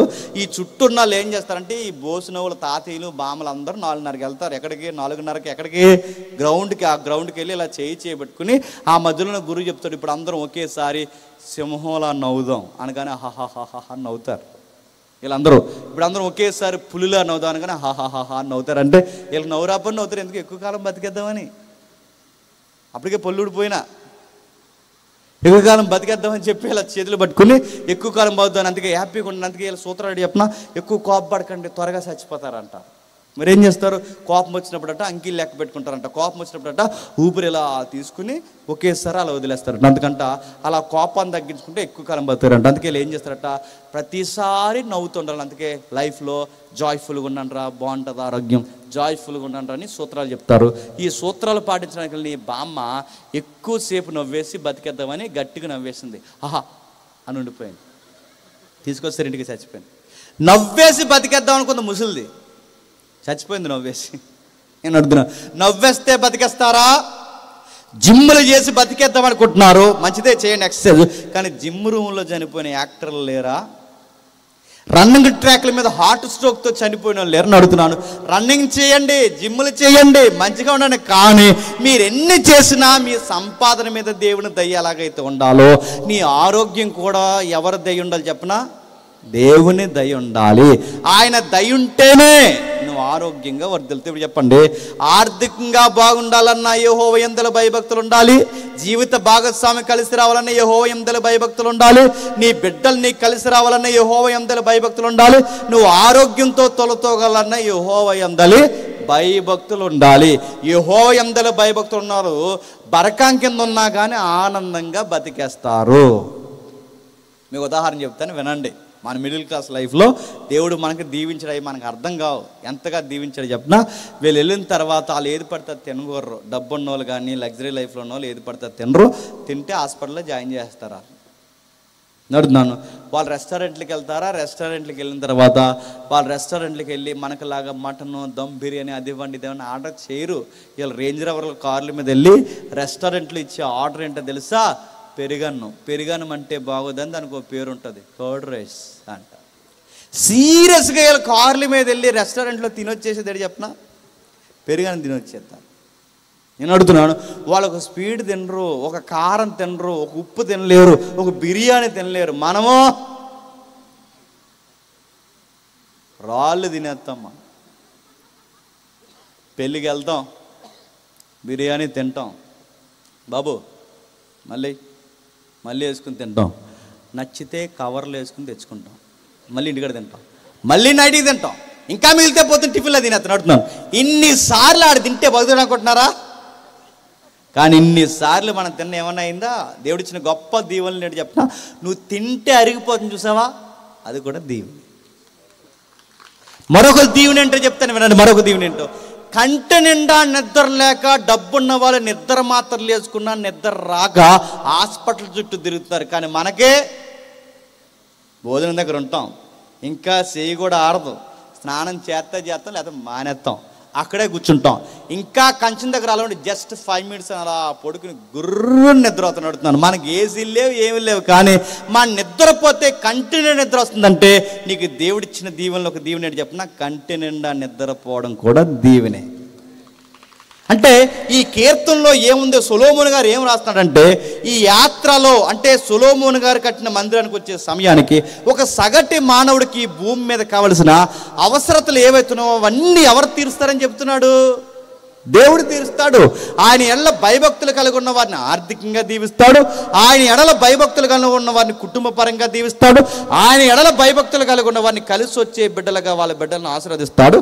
ఆయన ఎడల భయభక్తులు కలిగి ఉన్న పిల్లల్ని ఆరోగ్యంతో ఆయుస్తో బలపరుస్తాడు. అంటే ఇప్పుడు ఈ కీర్తన దేవుడి ఎడల భయభక్తులు ఉన్న వారిని ఇలా ఆశీర్వదిస్తాడని మనకు అర్థమైతే, నిజంగా ఇలా ఆశీర్వదింపని కుటుంబాలు ఉన్నాయంటే సొసైటీలో పలానా కుటుంబం ఉందని నేను చెప్పను, కానీ బైబిల్ అలాంటి కుటుంబాలు ఉన్నాయి. ఎక్కడ ఉన్నాయి? ఒకసారి ఆ కీర్తన అలాగే ఉంచండి, మళ్ళీ వద్దాం. ఒకసారి ఆది కాండం రండి. ఆది కాండము 13వ అధ్యాయం, ఆది కాండము 13వ అధ్యాయం 6వ వచనం. ఆది కాండము 13వ అధ్యాయం 6వ వచనం. వారు కలిసి నివసించిన సందర్భం అర్థం కావాలంటే మొదటి వచనం నుంచి చదవడం ఒకసారి. అబ్రహాము తన కలిగిన సమస్తమును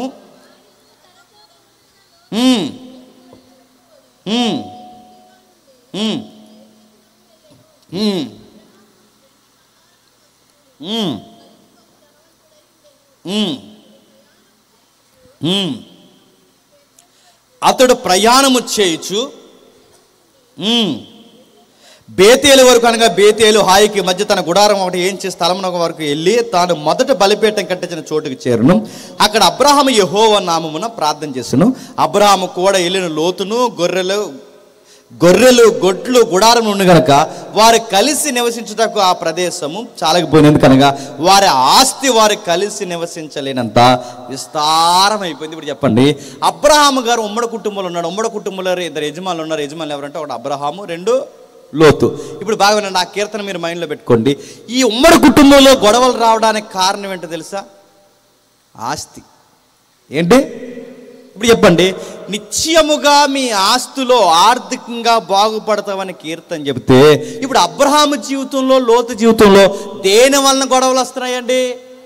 ఆర్థిక విషయాల వల్లే గొడవ వస్తాయి. ఇప్పుడు చెప్పండి, యథార్థంగా సంపాదించిన సంపాదనలో ఆశీర్వదింపబడతారని మరి ఇందాకే కీర్తన చెప్పింది. ఇప్పుడు 128వ కీర్తనలో యథార్థవంతులు తప్పక వర్ధిల్లుతారు, యథార్థవంతులు నిశ్చయముగా వారి కష్టచిత్తాన్ని అనుభవిస్తారని కీర్తన గ్రంథంలో ఉంటే, మరి 13వ అధ్యాయంకి వచ్చేసరికి అబ్రహాము జీవితంలో ఎందుకు ఆర్థిక పరమైన గొడవలు వస్తున్నాయి, లోతు జీవితంలో ఎందుకు ఆర్థిక పరమైన గొడవలు వస్తున్నాయి? ఈ మాట నేను తెగించి అంటున్నాను, తప్పుగా అనుకోకండి. అంటే అబ్రహాము జీవితంలోకి వచ్చిన ఆస్తులు అవి యథార్థంగా వచ్చిన ఆస్తులా, అడ్డగోలుగా వచ్చిన ఆస్తులా? మళ్ళీ చెప్తున్నానండి, యథార్థంగా వచ్చిన ఆస్తులు అయితే మనకు కలిసి వస్తాయి. అదే అడ్డగోలు ఆస్తులు అయితే చెప్పండి ఇలాంటి గొడవలు వస్తాయి. ఇప్పుడు మళ్ళీ ప్రశ్న, అంటే అబ్రహాము జీవితంలోకి ఇవి యథార్థంగా వచ్చిన ఆస్తులు కాదంటారా అని మీరు అడిగితే 100కు 200% కాదు. అంటే అవి యథార్థంగా వచ్చిన ఆస్తులు కదంటే కాదు. అబ్రహాము గారు ఊరనే పట్టణం నుంచి వస్తున్నప్పుడు ఏమైనా కూడా ఆస్తులు తెచ్చుకోమన్నాడు దేవుడు? నీ తండ్రి ఇంటి వారిని, నీ బంధువుల్ని, నీ కలిగినదంతా వదిలేసి నువ్వు సింగిల్గా వచ్చే, ఎందుకంటే నీ స్వాస్థ్యము నేనే నీ స్వాస్థ్యము, నీకు వాగ్దాన భూభాగం ఇస్తా అని అన్నీ వదిలేసి అబ్రహాం గారిని వచ్చామంటే వచ్చేటప్పుడు ఏమైనా ఆస్తులు తెచ్చుకున్నాడా? ఏమీ లేవు ఆయన దగ్గర.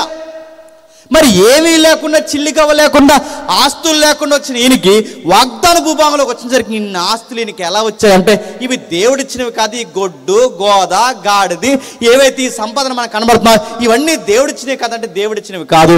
ఈయనకి అడ్డగోలుగా వచ్చిన ఆస్తులు. అంత మాట ఎలా అన్నారంటే మరో మాట కూడా అంటాను, ఎవడో మోజు ఎక్కువైపోయి ఇస్తే వచ్చిన ఆస్తులు. మోజు అనే పదం వాడుతున్నానంటే ఏదో చరిత్ర ఉంది. ఏమైంది మీకు తెలుసు? దేవుడు అబ్రహాం గారికి ఇచ్చిన వాగ్దాన భూభాగం ఏంటి చెప్పండి? కానాను.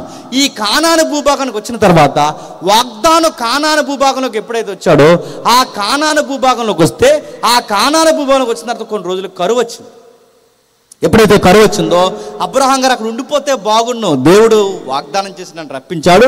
ఊరనే పట్టణం నుంచి వచ్చినప్పుడే ఏమీ లేకుండా దేవుడు నన్ను బంతుల పోషణ తీసుకొచ్చాడు. ఇప్పుడు కరువు వచ్చినా దేవుడు నన్ను అవసరమైతే కాకుల చేత అయినా పోషిస్తాడని నమ్మితే బాగుండు.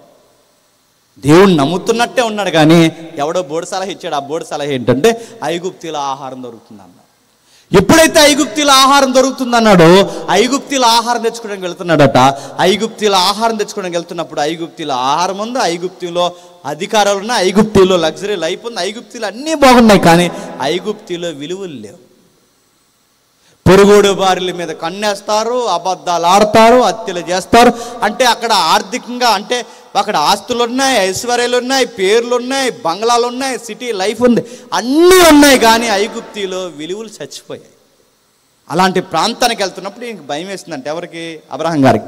ఆయన భయం వేసి అన్నాడట, ఇదిగో నువ్వు చాలా అందంగా ఉంటావు, నీ అందం నా ప్రాణాలకి ప్రమాదం కాకుండా ఉండాలి అంటే సారా నీకు మాట చెప్తాను, నువ్వేమంటావంటే అందరూ చూస్తుండగా నిన్ను నేను చెల్లి అంటాను, అందరూ చూస్తుండగా నువ్వు నన్ను ఏమంటావంటే, ప్రపంచంలో ఎవడు పెట్టకూడదండి ఇలా పరీక్ష, అందరు నిన్ను చూస్తుండగా నిన్ను అన్నయ్య నిన్ను చెల్లి అని పిలుస్తాను, నువ్వు నా అన్నయ్య అని పిలగానే ఆవిడ అడిగితే బాగుంది ఏంటంటే ఇలాంటి పరీక్ష పెట్టారని ఆవిడ అడగలేదు. ఏంటంటే ఆయన ప్రతి మాట లోబడుతుంది ఆవిడ.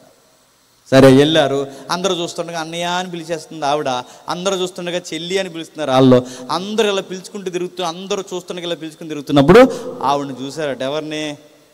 శారమ్మ. ఇప్పుడు అన్నయ్య అన్నయ్య అని తిరుగుతుంటే అందరూ అన్నయ్య అంటే ఈవిడ ఏమనుకున్నారంటే ఈ అమ్మాయికి ఇంకా పెళ్ళి అవ్వలేదు అనుకున్నారు.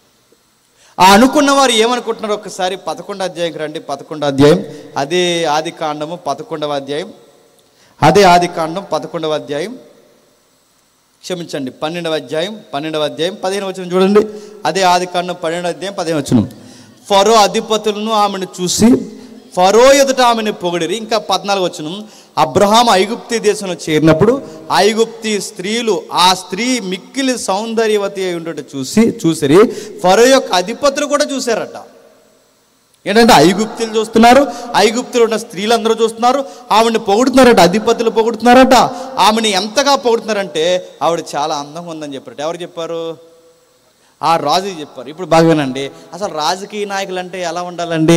ఎవరికైతే అన్నం దొరకట్లేదో, ఎవరికైతే నీడ లేదో, ఎవరికైతే బట్టలేదో, అయ్యా ఇదిగో పలానా ఏరియాలో ఉన్న ప్రజలకి అన్నం దొరకట్లేదు, వాళ్ళకి మనం కొంచెం ఇలా ఆర్థికంగా సహకరిస్తే బాగుంటుంది, పలానా ఏరియాలో ఉన్న వారికి సొంత ఇల్లు లేవు, వాళ్ళకి ఇల్లు కట్టేస్తే బాగుంటుందని ఇలాంటి ఇన్ఫర్మేషన్ అధికారికి తెస్తే బాగున్ను. కానీ ఆడే సన్నాసిగడు అంటే వాళ్ళకన్నా సన్నాసిగల కింద ఉన్నారు. వీళ్ళేం చేశారట, ఇక ప్రపంచం అంటే వాళ్ళ దేశంలో ఇంక ఏ కబుర్లు లేనట్టు ఒక అమ్మాయి వచ్చింది చాలా అందంగా ఉందని చెప్తున్నారు. అడుగుతున్నాను, రాజకీయాలన్నీ ఎవరి చుట్టూ తిరుగుతున్నాయంట?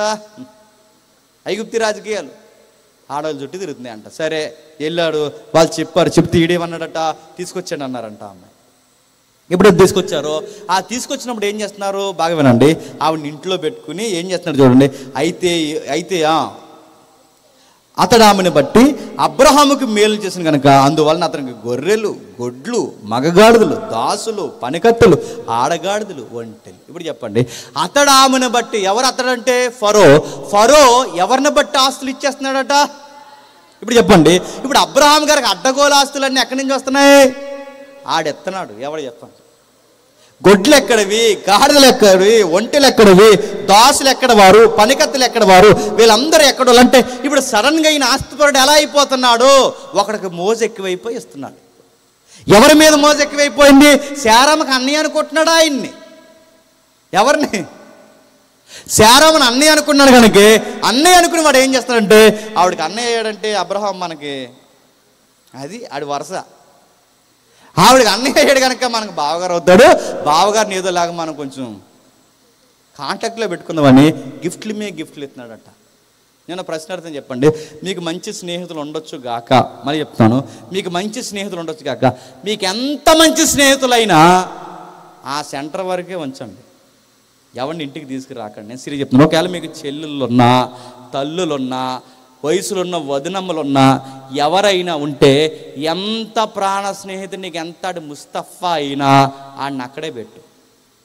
వాడు వద్దంటే నీకు బండి ఇచ్చి, వాడు వద్దంటే నీకు మొబైల్ ఇచ్చి, వాడు వద్దంటే రకరకాలు నీకు ఇస్తున్నాడంటే, మళ్ళీ చెప్తున్నాను, ప్రతి పురుగు ఒకేలాంటి బుద్ధి కలిగిన కొమ్మర పురుగు. మళ్ళీ చెప్తున్నాను, మీరేమనుకున్నా పర్లేదు. అంటే అందరు ఎలా ఉంటారంటే, అందరు ఉండరు. యెహోవా యందు భయభక్తులు కలిగి ఉన్న వాళ్ళే బాగుంటారు.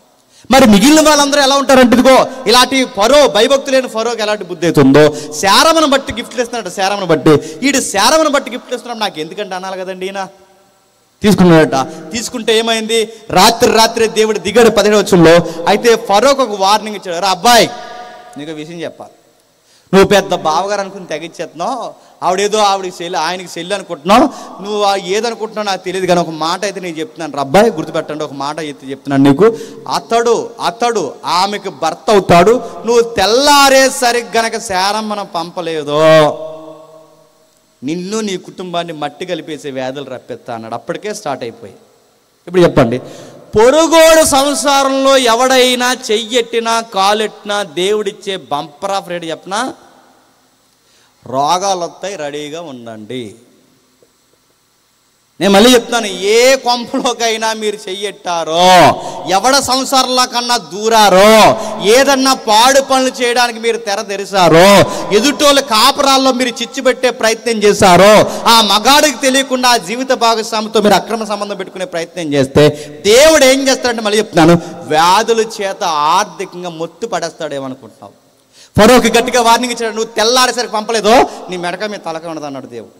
అంతే, ఆడికి కంగారు అయిపోయాడు. అబ్రహాం పిలిపించాడు. బాబు ఏంటి, ఆమె నీ భార్య అంట, ఈమె నా సహోదరని ఎలా చెప్పితివి? నేను ఆమె నా భార్యగా చేసుకుందాం అనుకున్నాను. ఉన్నా ఇప్పటికి ఏదో పెళ్ళిగానోళ్ళలాగా. అప్పటికే అయినాయి ఆడికి పెళ్ళిళ్ళు. మళ్ళీ ఏమంటాడు, ఆమెను భార్యగా చేసుకుందాం అనుకున్నాను. అయితే ఇదిగో నీ భార్య, ఈమెను తీసుకొని పొమ్మని చెప్పను. మరియు ఫరో అతని విషయమే తన జనులకు ఆజ్ఞాపించినందున వారు అతని భార్యను, అతని కలిగిన సమస్తను పంపివేస్తారు. ఇప్పుడు చెప్తున్నాను, ఆ వస్తున్నప్పుడు ఏం చేస్తున్నాడు, అబ్రాహాము తనకు కలిగిన సమస్తమును, తన భార్యని తనతో కూడా లోతును ఎంట పెట్టుకుని ఐగుప్తు నుంచి నెగేవునకు వచ్చినప్పుడు చెప్పండి, వస్తున్నోడు ఎలాగైతే ఒంటరికి వెళ్ళాడో అలాగే ఒట్టి చేతులతో వచ్చేస్తే బాగున్నాడు. వస్తున్నప్పుడు ఏం వస్తున్నాడు, కూడా ఆగరం తెచ్చుకున్నాడు. ఆ ఆగరేగా మొత్తం కొంపంతా. చెప్పండి, ఆగరతో పోయిందా? ప్రపంచంలో ఇప్పుడు కొరుకు పుండ్లా తయారైన ఒక తెగ వచ్చింది. ఆ ఇంట్లో గొడవ ప్రపంచానికి మింగుడు పడనంత ప్రమాదకరమైన ఒక సమాజానికి నిలయమైంది. అవలేదా? నడుతున్నాను. ఆ రోజు ఇలాంటి పని చేశాడు ఆయన. ఏం చేశాడు, ఐగుప్తి రాజు ఇచ్చిన గొడ్డు గోద ఏవైతున్నావో విస్తారమైనవి తెచ్చుకున్నాడట. మగగాడిదలు, ఆడగాడిదలు, పనిగత్తులు, దాసులు, ఇవన్నీ తెచ్చుకున్నాడు. ఇవన్నీ ఆస్తులు తెచ్చుకుని కూడా పెట్టుకుంటే ఇప్పుడు అవే అడ్డగోల ఆస్తుల వలన ఉమ్మడి కుటుంబంలో ఏమొచ్చాయి చెప్పండి, గొడవలు వచ్చాయి. వారు కలిసి నివసించలేనంత గొడవలు వచ్చాయి. ఆ గొడవలు ఆస్తి వల్ల వచ్చాయి. గమ్మత్తైన సంగతి ఏంటంటే, అబ్రహాము గారికి లోతు గారికి రాలేదు గొడవ, మరి ఎవరికి వచ్చాయి? అదే 13వ అధ్యాయం 6వ వచనం చూడండి. వారు కలిసి నివసించడానికి ఆ ప్రదేశం చాలకపోయిన గనక ఏలయనగా వారి ఆస్తి కలిసి నివసించలేనంత విస్తారమైనను. అప్పుడు అబ్రహాం పశువుల కాపర్లకును, ఎవరట? కాపర్లు. నడుతున్నాను, అబ్రహాము పశువుల కాపర్లకు, లోతు పశువుల కాపర్లకు గొడవ వచ్చింది. ఇప్పుడు చెప్పండి, తలకాయలు బాగానే ఉన్నాయి, గొడవల తోకల వల్ల వచ్చేస్తున్నాయి. ఉమ్మడి కుటుంబాల్లో ఎప్పుడు మీరు గుర్తుపెట్టుకోండి, అన్నదమ్ములు బాగానే ఉంటారు. ఈ తోకలు ఉంటాయా, కాపురం చేసే తోకలు. అక్కడ కాపర్ల వలన గొడవ చెప్పండి, ఇక్కడ కాపరాల్లో ఈ తోకల వల్ల గొడవ. ఈ తోక అందంట, బాగా వినండి, ఇదిగో ఇంక రోజు నువ్వు అన్నయ్య అని ఇంక అన్నయ్యకే చక్క పెడితే ఇంక మన పిల్లల భవిష్యత్తు ఏంటి, మన భవిష్యత్తు ఏంటి, ఇంక అన్నయ్యే నువ్వు చక్క పెడితే రేపు పొద్దున్న మనము మన పిల్లలు ఏమైపోతాం అనగానే వీడికి వెంటనే సెవెంత్ పెద్ద అయిపోయిందంట. ఇప్పుడు నన్ను ఏం చేయమంటావు అనగానే, ఏం చేయడం ఏంటి, పెట్టే గోడ ఎట్టిచ్చే అడ్డంగా అందంట. చక్కగా ఉన్న కుటుంబాలు, తోకలెట్టిన గొడవలకు విడిపోయిన కుటుంబాలు లేవా? మరో తోక అందంట, నువ్వు ఇలాగే అన్నయ్య అని తిరిగితే రేపు పొద్దున మన ఆడపిల్లల సంగతి ఏంటి, ఇంకా అన్నయ్య అని అన్నయ్యకే చక్క పెడితే రేపు పొద్దున మన పరిస్థితి ఏంటంటే, మరి ఏం చేయమంటావంటే, ఇంకేంటి దడెట్టిచ్చేయి అందంట. మన అర్థమవుతుంది. అంటే చక్కగా ఉన్న ఉమ్మడి కుటుంబాలు ఇడిపోవడానికి కారణం ఏంటి చెప్పిన? ఆస్తులు. చక్కగా ఉన్న కుటుంబాలు ఇడిపోవడానికి కారణం ఏంటి చెప్పిన? కాపర్లు. ఎవరైతే ఉన్నారో తోకలు, వీళ్ళకి గొడవలు ఎట్టి విడదీశారట. అబ్రహాం గారికి ఒక విషయం అర్థమైంది. ఏమర్థమైంది? లోతు గారిని పిలిచి ఒక మాట అంటున్నాడు చూడండి. అప్పుడు అబ్రహాం పశువుల కాపరికి, లోతు పశువుల కాపరికి గొడవ జరిగితే 8వ వచనంలో, కాబట్టి అబ్రహాం, మనం బంధువులము గనక నాకును నీకును నా పశువుల కాపర్లకును నీ పశువుల కాపర్లకును కలహం ఉండకూడదు. నీ వెనకాలన్నవారు నా వెనకాలన్నవారు గొడవ పెట్టుకున్నా పోయేది నీ పరువు నా పరువే. నా వెనకాల ఉన్నవారు నోరు మూసుకోకపోయినా, నీ వెనకున్నవారు నోరు మూసుకోకపోయినా మనందరి పరువు పోవడమే కాదు, మన దేవుని పరువు కూడా పోగొడతాం. లోతు నీకు విషయం చెప్పాలి. వాళ్ళకి చెప్పు ఒక మాట, మనకి మన గొడవలు ఏంటి? ఆస్తుల కన్నా గొప్పవేంటో తెలుసా? ఈ బంధుప్రీతి, మన బందరే. మనం ఇంకా కలిసి ఉండి దేవుళ్ళలో జీవించాల్సింది పోయి నువ్వు ఇలాంటి పనులు చేస్తున్నావేంటి లోతు? దయచేసి వాళ్ళని గొడవ పెట్టుకోవద్దానంటే ఆ లోతు పైనుంచి కింద చూసినప్పుడు లోతుతో ఒక మాట అన్నాడట, ఒకవేళ నీకు ఆస్తులే కావాలనుకుంటే నువ్వు ఎంత మేర చూస్తావు? నీకు నచ్చిన భూభాగం, వాగ్దాన భూభాగం తీసుకో. నువ్వు కుడుకుంటే నేను ఎడమకుంటాను, నేను ఎడమకుంటే నువ్వు కుడుకుండు, నీకేమి నేను అడ్రాను, నీకు నచ్చినట్టు నువ్వు బ్రతుకు లోతు అనగానే ఆ లోతు అన్నాడట, అలాగే అన్నాడట. అలా అనకండి, ఇలాగంటే బాగున్న లోతు. అదేంటి? దేవుడు నిన్ను ఊరనే పట్టణంలో ఉన్నప్పుడు నిన్ను పిలిచినప్పుడు నీ పిలిపే నా పిలుపు అనుకున్నాను, నీ ప్రార్థనే నా ప్రార్థన అనుకున్నాను, నీ దేవుడే నా దేవుడు అని వచ్చాను, ఇప్పుడు నీ భారమే నా భారము, నిన్ను వదిలేసి నన్ను ఎక్కడ పొమ్మంటావు అంటే బాగుండు లోతు. అలా అనకుండా ఏం చేశాడు చెప్పిన? ఆ కుడి వైపు ఉంటావు, ఎడమ వైపు ఉంటావు అంటే ఇలా చూసాడట. ఆ కుడి వైపున మంచి ప్రదేశం కనబడుతుందంట. ఆ ప్రదేశం చాలా పచ్చగుందంట. ఎంత పచ్చగుందంటే ఏదేను తోటలాగా అనిపించిందంట. ఏదేను తోటలాగా, ఐగుప్తిలో సంపదలాగా ఎప్పుడైతే కనబడిందో, ఆ కనబడిన ఏదేను తోటలా కనబడితే అక్కడికి వెళ్ళి లోతు ఉంటాడన్నమాట. లోతు వెళ్ళిపోయాడు, అక్కడ ఉన్నాడు. వెళ్ళిపోయి ఏం సాధించాడు చెప్పండి? ఏదేను తోటలా ఉందనుకున్నాడే తప్ప గమ్మత్తేంటి తెలుసా? ఆ ఏదేను తోటలో దేవుడు లేడన్న సంగతి మాత్రం మర్చిపోయాడు. అంతా సంపాదన ఉందనుకున్నాడు తప్ప విలువలు లేవన్న సంగతులు మర్చిపోయాడంటే ఆస్తుల వైపు తిరిగాడు, ఐశ్వర్య వైపు తిరిగాడు, వెళ్ళాడు, ఆడు కూర్చున్నాడు. ఏమైంది చెప్పండి? లోతు బాగానే ఉన్నాననుకున్నాడు కానీ ఆ ఏరియా బాగాలేదన్న సంగతి తెలుసుకునే సమయానికి జరగాల్సిన నష్టం జరిగిపోయింది. తాను బాగానే ఉన్నాననుకున్నాడు కానీ తను వెనక్కున్న వాళ్ళంత భక్తిగా స్ట్రాంగ్ ఉన్నారు లేదా చూసుకోలేకపోయాడు. చూసేసరికి ఏమైంది చెప్పండి? తన భార్య ఉప్పు స్తంభం అయిపోయింది, తన పిల్లలు తన కళ్ళు కప్పేశారు, తనతోనే ఎప్పుడూ మాట్లాడుకోలేని ఒక చేదైన తప్పు తనతో చేయించారు. ఇప్పుడు చెప్పండి, ఈ కీర్తనలో మనం క్షమించండి, ఈ కీర్తనలో కనబడుతున్న ఈ కుటుంబాలు ఈయన మ్యాచ్ అవుతున్నారంటే లోతు కుటుంబం మనకు మ్యాచ్ అవ్వదు కానీ అబ్రహాము కుటుంబం మ్యాచ్ అవుతుంది. ఎందుకు చెప్పిన? ఐగుప్తు నుంచి వచ్చిన తర్వాత ఆ ఆస్తుల విషయంలో ఇది కలిసి రాదని అబ్రహాంకి ఎప్పుడైతే అర్థమైందో, నీకు ఎంత ఆస్తి కావాలంతా, ఇప్పుడు నాకు కావాల్సిన ఆస్తులు కాదు, నాకు ఏం కావాలంటే 18వ వచనంలో చెప్తున్నారు చూడండి. అదే 13వ అధ్యాయం 18వ వచనంలో, అప్పుడు అబ్రహాము తన గుడారము తీసి ఎబ్రోనులో మమ్రే వృక్షం దగ్గర ఉన్న సింధూర వృక్షవనంలోకి దిగి అక్కడ యెహోవాకి. ఇప్పుడు మీకు ఏమర్థమవుతుంది? అబ్రహాము ఏం కోరుకుంటున్నాడు? దేవుని బలిపీఠం, దేవుని బలిపీఠం. మరి లోతు ఏం కోరుకుంటున్నాడు? ఆస్తులుంటే చాలనుకున్నాడు. అబ్రహాము కోరుకునేదేమో దేవుని సన్నిధి ఉంటే చాలంటే ఇప్పుడు ఎక్స్పీరియన్స్ వచ్చింది ఎవరికి? ఇప్పుడు ఈయనకి అనుభవం వచ్చింది కనుక వచ్చిన తర్వాత నాకు దేవుని బలిపీఠం ఉంటే చాలనుకున్నాడు. ఇక్కడ మనం చూస్తుంటే మనకు అర్థమవుతుంది లోతు ఆస్తులు ఉంటే చాలనుకున్నాడు. వెళ్ళాడు, ఏం సాధించి చెప్పండి? భార్య ఉప్పు స్తంభం అయిపోయింది, పిల్లలకు కాని పని జరిగించారు, జీవితంలో నష్టపోయాడు. ఈ రెండు కుటుంబాలని కీర్తన దగ్గర తెస్తే ఈ కీర్తనలో ఆశీర్వాదకరంగా ఈ కీర్తనకి మ్యాచ్ అవుతుంది ఎవరు చెప్పిన? అబ్రహాం కుటుంబం మ్యాచ్ అవుతుంది. ఎలా మ్యాచ్ అవుద్ది? ఇదిగో యెహోవా యందలి భయభక్తులు కలిగి ఆయన త్రోవల యందు నడిస్తే అబ్రహాం ఆశీర్వదింపడతా అన్నాడు. నిజంగానే ఆశీర్వదింపడ్డాడు.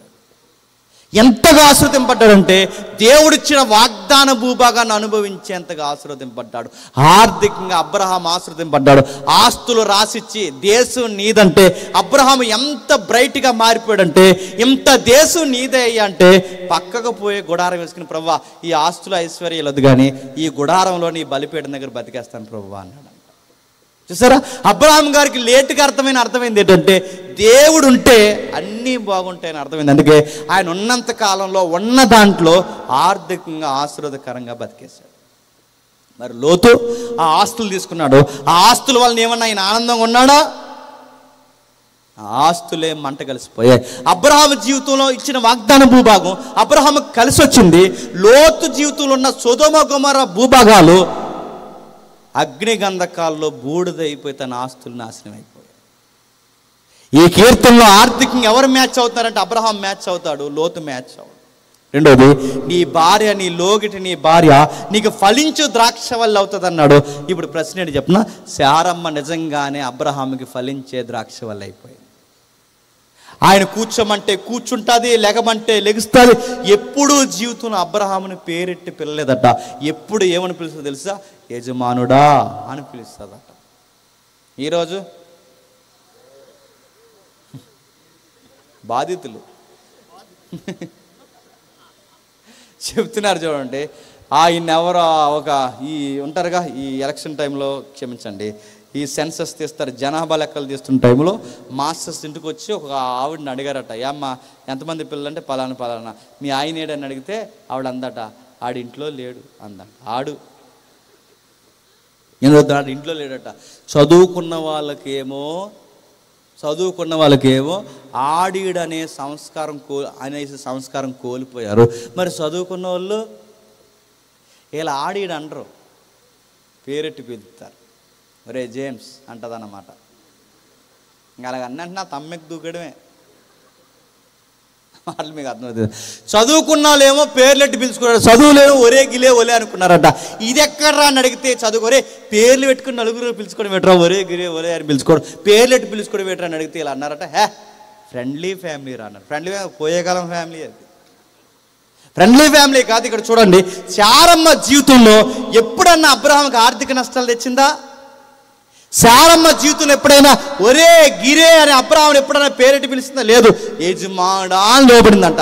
అబ్రహాంకి ఇచ్చిన వాగ్దానాన్ని ముసుముసు నవ్వులు నవ్వుకుంది తప్ప వాగ్దానాన్ని మాత్రం బలంగా నమ్మిందంట.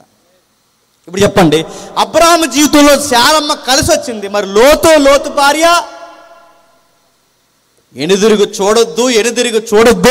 దేవుడు ఎనుదిరుగు చూడొద్దంటే ఎనుదిరుగు తిరిగి ఏమైపోయింది చెప్పండి, ఉప్పు స్తంభం అయిపోయింది. ఇప్పుడు చెప్పండి, క్రొత్త నిబంధనలో దేవుడు ఏమన్నా తెలుసా, లోతు భార్యలాగా ఉండొద్దు, లోతు భార్యను చూసి నేర్చుకుంటే. అంటే ఈ మధ్యకాలంలో కొంతమంది తగనమ్మని తయారైపోయి అన్నారట, లోతు భార్య చాలా మంచిదంటే. ఇలా చెప్పింది. లోతు భార్య ఎలా మంచిదంటే, మరి ఎనుదిరిగి చూడటం తప్పు కదంటే, ఎనుదిరిగి ఎందుకు చూస్తుందంటేనంట, అప్పుడు అగ్నిగంధకాలు కురిసేసే సమయం వరకునంట అక్కడ చాలా మందికి సండే స్కూల్ చెప్పిందంట. ఎవరికి? సొదొమ గొమొర్రాలో ఉన్న వాళ్ళకి చాలా మంది సండే స్కూల్ చెప్పిందంట. ఇప్పుడు అగ్నిగంధకాలు పడిపోతున్నాయి, నా సండే స్కూల్ స్టూడెంట్స్ అందరూ ఏమైపోతారని చెప్పండి. ఏది తిరిగిందండి? నీ బొంద తిరిగింది. నేను అడుగుతున్నాను, ఎందుకు తిరిగింది? నమ్మక తిరిగింది. ఎందుకు తిరిగింది? విశ్వాసం లేక తిరిగింది. ఎందుకు తిరిగింది? ఆ దేవుని యొక్క ఆజ్ఞను అతిక్రమించింది. శారమ్మ అబ్రహాముకి కలిసి వచ్చింది, లోతు భార్య లోతుకి ఉపస్తంభం అయిపోయింది. అందరి చేత తొక్కబడింది, చివరికి అవమానానికి గురైపోయింది, తన కుటుంబాన్ని రోడ్డు మీదకి ఈడ్చేసింది. మూడోది తెలుసా, నీ పిల్లలు భోజనం వాళ్ళ దగ్గర ఒలీవ మొక్కల్లా ఉంటారన్నారట. నిజంగా అబ్రహాంకి ఎలాంటి కొడుకు పుట్టాడు చెప్పండి? ఒలీవ మొక్కే.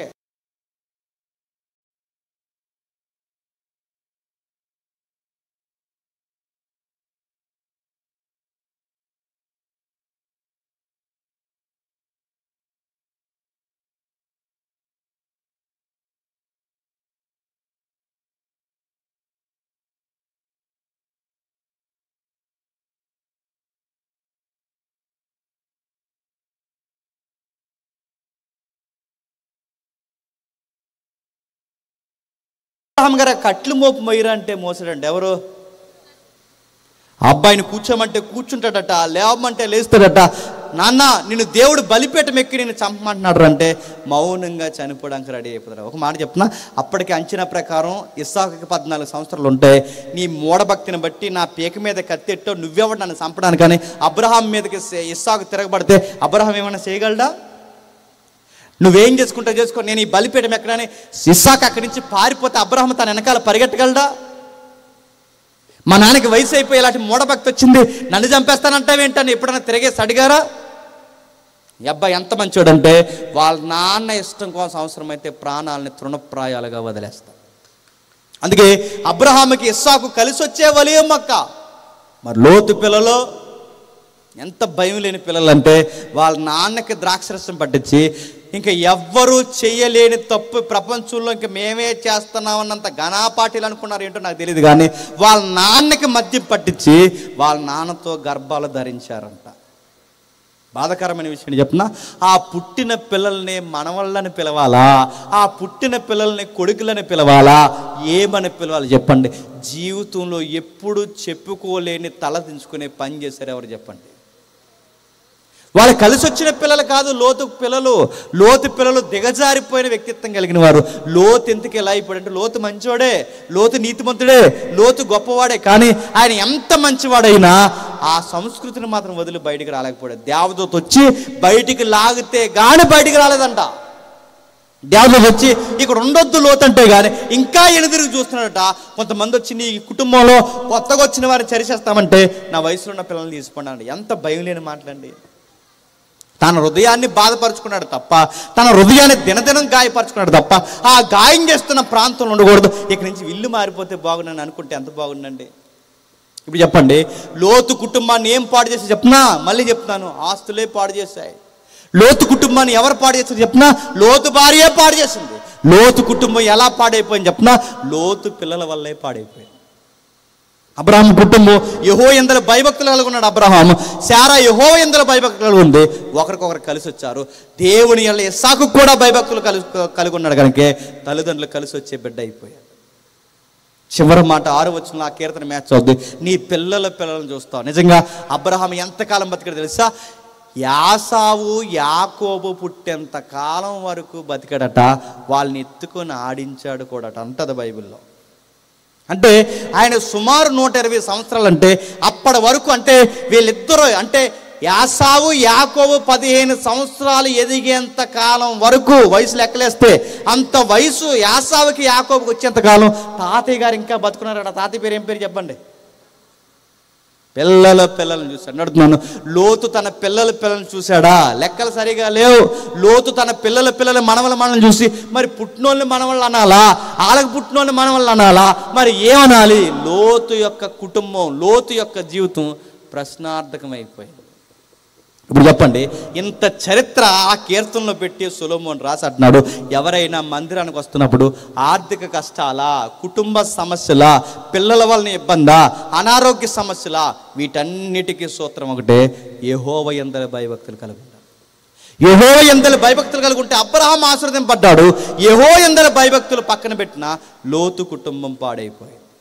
ఈ రాత్రి మీకు కూడా చెప్తున్నాను, మీరు కూడా ఆర్థికంగా, ఆరోగ్యంలో, పిల్లలతో, సంసారంలో బాగుండాలి అంటే కుటుంబ సమేతంగా దేవుని సన్నిధికి రండి.